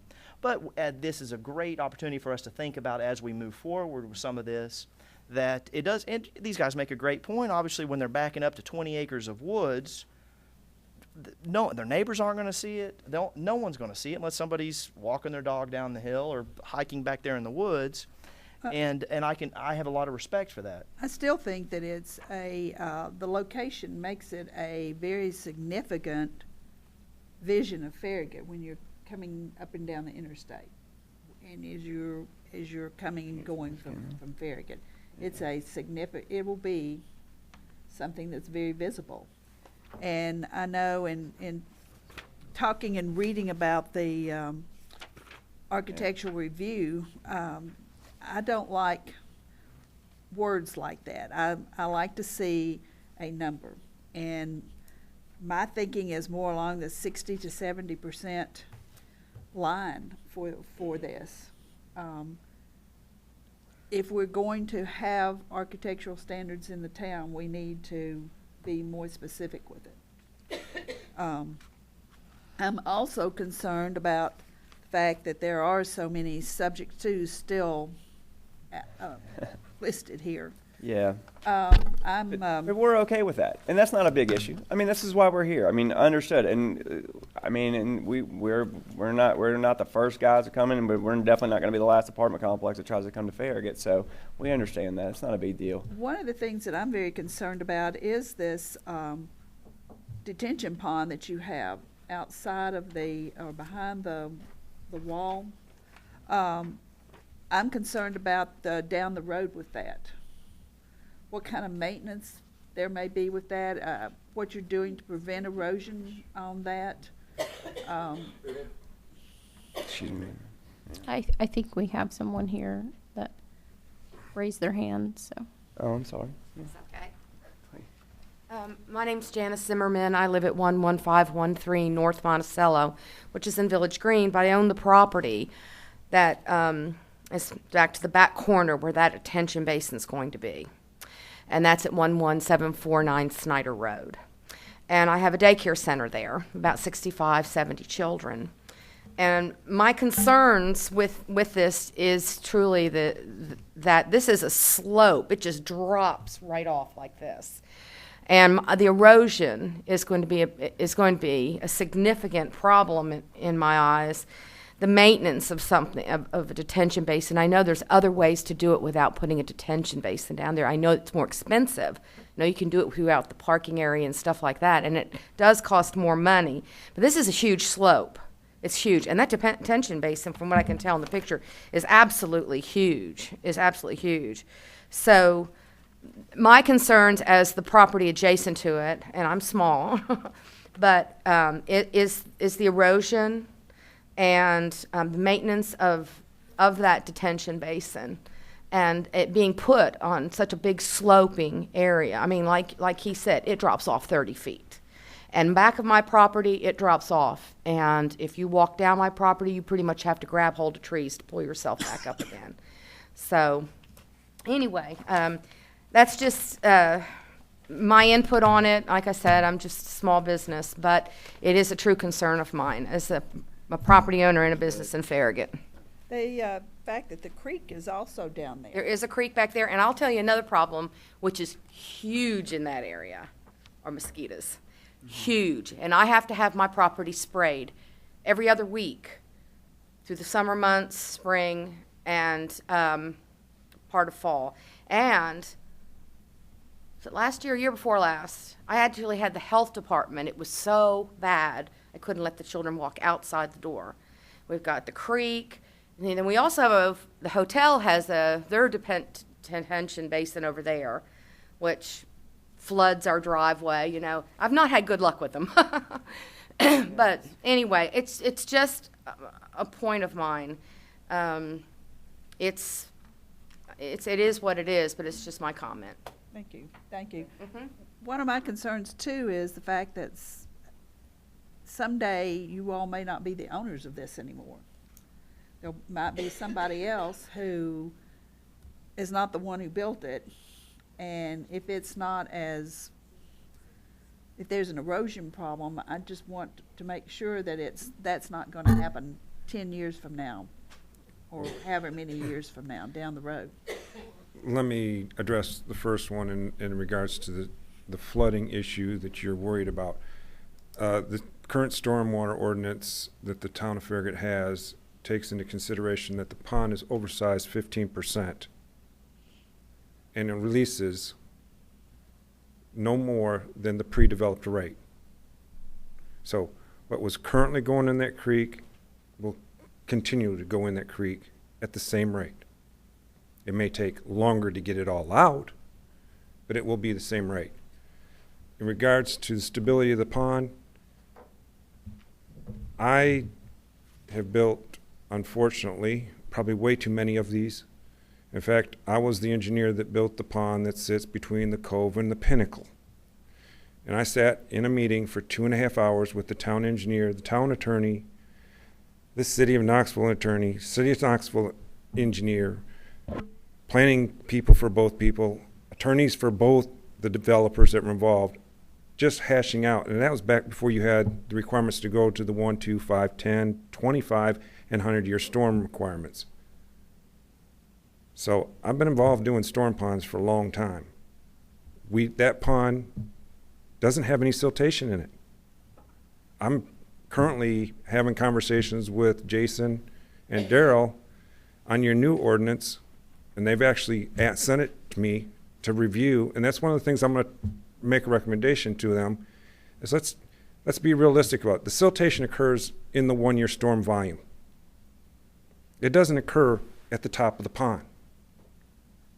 So why are you building these huge ponds that are not going to be filled? You're taking up land that don't need to be there. I understand the requirement of siltation. Don't get me wrong. I understand that.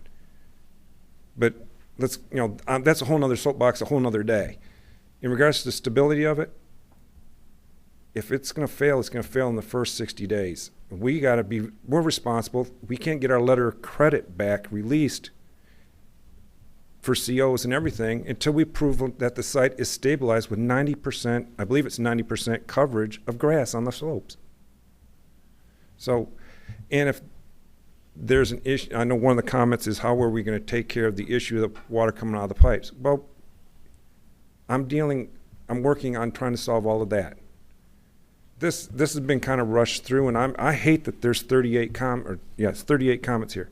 I'd like to, like I said the last time, I'd like to have gotten down to 12. We didn't get there.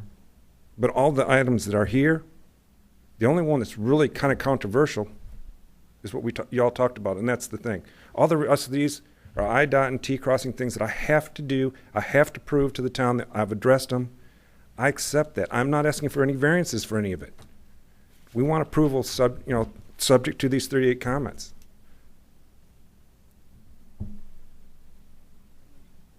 think the idea for us is that exactly what we're asking for, just more guidance, just more definition. Even when KDKs, one of the things that you're talking about the R6 and talking about R7 is the vagueness of the R6. And like I said, there's some other things in there that we continue on with the R6 zoning. When you come to construction type and what can the exterior walls and having exterior firewalls and things like that, there's other things that are much more important to us than brick. I mean, we're okay. Just tell us what you want, and we'll give you some feedback on what we see in every other community. I mean, we build quite a few of these in other communities that we see. We can give you that, but at the end of the day, I live here as well. I mean, as you know, this is your all's community. We're gonna do what the community needs to do. So other than item number 8, are there any other items that you're looking for additional clarity on? No. Just 8. Just No, 8. we want to do exactly what you all want us to do. Please tell us what you need, and we will do everything that we can to make sure that we need it. One additional comment on item number 8, and I'm a fan of brick as well, but I think with the wooded area behind here, I think it is going to, I think what you've put up is going to look better. I think it's going to blend in with the wooded area better than more brick. That's just my personal opinion. So. Yeah, I think unfortunately the blowback of the brick is, for some reason, I've never been a brick guy.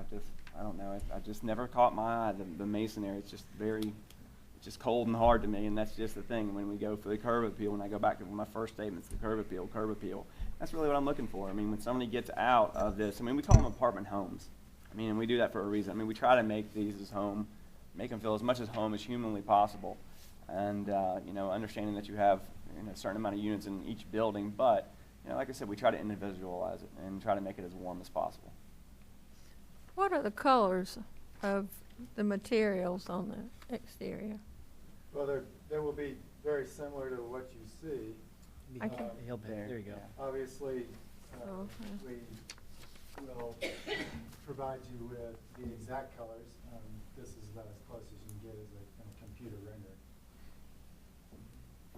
Without going to a whole lot of trouble to do a photo I think so too. Right. One thing I do notice that it does appear anything that you would see from Campbell Station as far as your one-story structures, whether it's the trash area, the mailboxes, your community center, it looks like the majority of those on the office, I mean, it's kind of hard to tell. It looks like obviously there's a lot of brick out front, and I also think about the compatibility with the hotel next door. Obviously, the hotel next door is not an all-brick hotel. In fact, it's mostly drivet. And and drive it, which is fair. which is absolutely what personally I'm trying to get away from is EFS. We're trying to get away from, there's so much EFS used, and we're trying to get away from, you know, getting into more long-lasting, timeless materials. That's the maintenance issue. We don't even discuss that stuff. And so I guess, you know, I'm probably warming up to what you've done. Maybe I'd like to see a little bit more brick on the buildings you see from Campbell Station. Being that you are behind gates, you're probably going to be the only R6-OSR zone in the town of Farragut. And then also taking blame for this word significant, which we shouldn't have used. We should have been have a little more empirical numbers in there. I guess I do understand this, and I think you've done a good job. And I think if you're ready, if you're okay to deal with the other items, and maybe with some slightly fewer changes that has to do with your buildings that are visible from Campbell Station, because quite frankly, I'm trying to look at some of your other buildings. Some of your actual apartments really aren't going to be real visible from Campbell Station, and no, I don't think it's going to be visible from the interstate, quite frankly. I think it's not. I think the real key for us is we're happy with everything that you all have in the special stipulations. If you give us a number on number 8, let us know what it is. Or if this one's good, with any consideration. I mean, Yeah. You know, and I know that looking at something on paper and/or comparing it to an ordinance is different than physical reality. Right. In the fact that if I hadn't have necessarily pointed it out to you that there might be 200 people in a year that see the back of these buildings because it is a gated community. Not anybody can walk onto this site. It's going to be the dog walkers of this community who is going to see the back of these buildings. And it's not going to be a big impact as far as, you know, social significance to the town of Farragut. What to us is more important is the fronts and/or our community buildings, so that we present our best foot forward right from the very beginning. You know, it's that you only get one chance to make a first impression.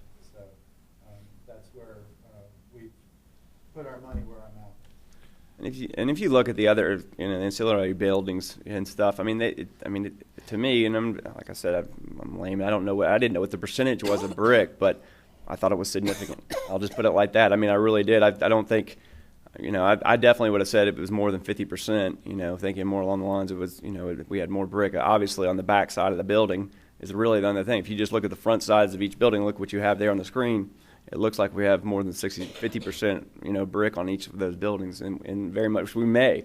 I don't know what that percentage is, but I think that's where we were going with. I think we were trying to stick with the intent of what the regulation said. So, you know, like I said, just. What are your thoughts with your office build, your club? I guess we got the clubhouse. The clubhouse and the office is actually one and the same, isn't that right? Yeah, correct. It's all one building. I just got a lot of different elevations. No, it's 2 buildings actually. 2 buildings, okay. Well, it's under one roof. But Yeah. I guess it's connected by a breezeway. Correct. Okay. And if you look at the top elevation, the left-hand side of it is the clubhouse area, the social space, and then the right-hand side is the leasing office with some business components to it. And then there is also on this elevation, the lower 2 elevations, or lower 2 levels of elevations, are the exercise pavilion, bathrooms for the pool area, and the little garage area is maintenance, where they can park their gator out of golf cart or whatever's in there. out of the weather and/or keep their supplies and such. But as you can tell, or you can't tell, that it all looks very residential, and you can't tell that there are any kind of institutional components that are going on there. So. You know, I would offer this to you. We can't change the ordinance tonight. So I would just ask you I think the intent was, in general, to be at least 50%. Or better, yeah. So I would give you that target, ask you to respect the intent of what what we've proposed and run with that. Yeah, we'll do that. No doubt about it. I mean, that's like for us, like I said, there's a few other significant issues that, you know, with consideration to building type materials that, you know, we're going to have to deal with And the next month, we talked about another text amendment we adopted because, when looking at the code as it stands, the building types that you use, once again, we're residential. We don't garner $18 a square foot like or $25 a square foot like retail, or we don't get $200 a night or $100 a night like a hotel does. So the building materials that they can use in hotels and retail are totally different than what we can use. Obviously, like you said, we have to be very mindful of how much brick we have because, we're a 3-story garden walk-up, type scenario. I mean, we're not in downtown Knoxville or Atlanta where you can garner much higher rents. I mean, we're trying to have a modest, starter home. Really, we want to look at ourselves as a starter home for young families that want to come into this community. And that's really what our goal is. We definitely understand the balance of the economics. I promise you, if anything, yours truly absolutely respects and understands that. I know. And I think we're real close. Yeah. I really do. As a matter of fact, I think if maybe with a few tweaks on the clubhouse and what you see from Campbell Station, what we're really trying to do when somebody else comes to the town of Farragut and they're trying to get the flavor of what our architectural standards encompass, and maybe we're not exactly what we're going to incorporate in our next round, but we're getting closer. And what we'd like to be able to do is say, hey, run over there and kind of take a look, and you can kind of get an idea of the direction that we're going. Sure. And again, I think we're real close. I think you guys have done a great job, and we absolutely, if the other items you're able to work through some of the other items, I know they're not, all of them are not necessarily real easy, but if you can kind of work through some of those, and if you'll work with town staff to get to this, I'd like to offer a motion of approval, subject to the items that we've discussed tonight. With number 8, just be respectful of kind of what our intent was all along. Matter of fact, you guys helped us wordsmith this ordinance. I think we're real close, and I think you kind of know what personally I'd like to see, which doesn't mean 100% brick. That's right. And so, and I don't think it means a major redo. I think we're real close. You've made a motion to approve striking number 8, is what I've heard. Well, yeah, I think what I'd like to do, or do we need to reword soften number 8. You could provide an alternative language for number 8 that if there's, I do hear you saying tweaks to the clubhouse and some other tweaks that you all would like to see, certainly. So if there's specifics that you would like to capture, I mean, we can capture that in relative to number 8. What you see from Campbell Station. I can't really think of other sites that you're going to have a view from. Obviously, of course, topographically, you're going to be up the hill. You're probably going to have a lot of vegetation between the hotel and that. So I just can't think of a whole lot of views that you're going to have a lot. You're going to see a lot of the elevation. So I guess what my thought is, maybe let's kind of work on what you see from adjacent right-of-ways, and if we can enhance the nature, the brick. Or the masonry, if you want, you'd mention stone or something, but something like that does meet that intent of the ordinance. Because the last thing we want is if for somebody did come back through and they're R6 OSR, they say, well, you let them do that, and that doesn't look like it's 70% brick or whatever. We'll say, well, it's significant and it met the intent of the ordinance. Again, we may tweak it later and it may never happen again, but most importantly, we want to be fair to everybody. Can we revise that to? Is it too far in advance of the architectural review outcome to tie that in? To meet. Say so. To meet. I hate to hold these guys up that long. Yeah. I really do, because if all of a sudden we're thinking February or March, or is that kind of what we're thinking for architecture? We're thinking late January, early February for that presentation of that final document. So Yeah. I don't know how that works into their timeline. Yeah. No, are you thinking? So I'm going to take a shot at revising number 8 to saying that on front-facing elevations, we want a minimum of 50% brick. Is that kind of the intent of what? I really like, personally, I like to see a little bit more brick on the stuff that's right up against the road. 50% is what they've got now. Okay, what is it you're looking for? What I'd like to, I mean, really, for me, I think if we could address the clubhouse, what you see from the road, you're really the 3-story. Matter of fact, let's just go through the site plan real fast and talk about where our 2-story, 3-story. Obviously, the 4-story is going to be on the back side where you got the 3-4s, right? Correct. Let's talk about on the south side being next to the hotel. Are we dealing with 2 3s on those? Those are 3/4. Every building's a 3/4. Okay, we're all dealing with 3/4s. Okay. And or there's a vegetative buffer already in place, and or the hotel provides screening buffering from Campbell Station. Well, that's true. They being that that they rezoned before you guys, while you guys were still agricultural. I can't remember if you were Yes, we were. agricultural. Yeah. But you're agricultural, so they probably had to do all their buffer requirements. Well, actually, the buildings are sitting in the way of our view from Campbell Station. Yeah, So- you can't see above the building unless you're on the top floor. That's it. So. Well, my thoughts are maybe instead of just say, from adjacent right-of-ways, I'm not really worried about being in the parking lot of the hotel looking at the back of the buildings. That's not giving me heartburn. I think what we're trying to do is just generally we're trying to set the trend. We're going to obviously strengthen it later is kind of what my thought is with the next round of architecture that's going to hit multifamily and commercial and office. But I think again, we need to put some language in here that we all agree to and we all understand, because what we don't want to do is, staff says, well, that's not what we talked about. And you go, that's what I thought we talked about, and you're back here and we're dealing with this again. Okay, let's clarify the ordinance that we have. Or Well, the motion? the motion, right. My motion is to approve rewording number 8 to enhance the brick on the buildings that are visible from Campbell Station Road. Enhance, I know, is a loose term. I wish I could say it's 70% or 62%. I don't know. I think generally speaking, staff and the developer is going to be able to come up with something that meets that intent. Ashley, do you think what we're talking about when we're talking about enhance, is that a word that gives you comfort that we can all meet and have a meeting of the I think minds? I understand the intent of it. If they understand, I mean, I don't want to be in another situation where it's significant. Right. And so, It's significantly enhanced. That's right. So, I mean, if you could give us just Would it be a easier little if we more said- guidance would so we said that on the buildings visible from Campbell Station, if we try to target 70%, it's just is that a reasonable? You think that's kind of reasonable? I would, like I said, for us, the brick, for as much time we're spending, the brick is not as much as an issue as there's some other structural issues. Right. That are much more important and much more costly to us. So that is 100% fine. Okay. I mean, we're down. We're fine with that. What happens in the interior?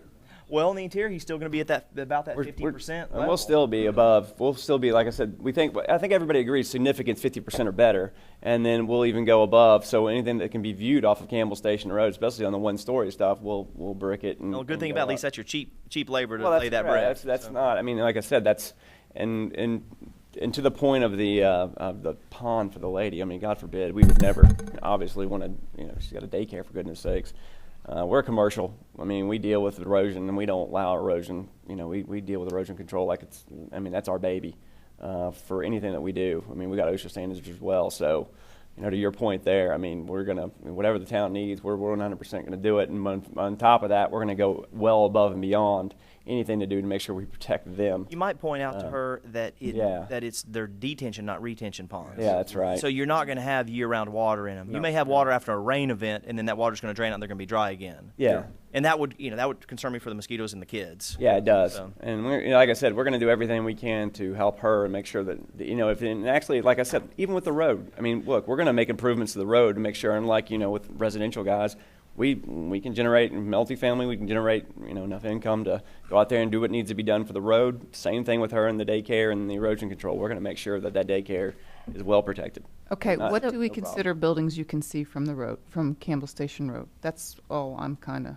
after. Well, I mean, it's actually a pretty general test that we've used for lighting with years. The staff will drive over to the site when these buildings are being framed, and they do it with lighting right now. And they say, well, I can see glare from an adjacent right of way, and then when you see glare, when you actually can see the glare, i.e. the bulb, that's in violation.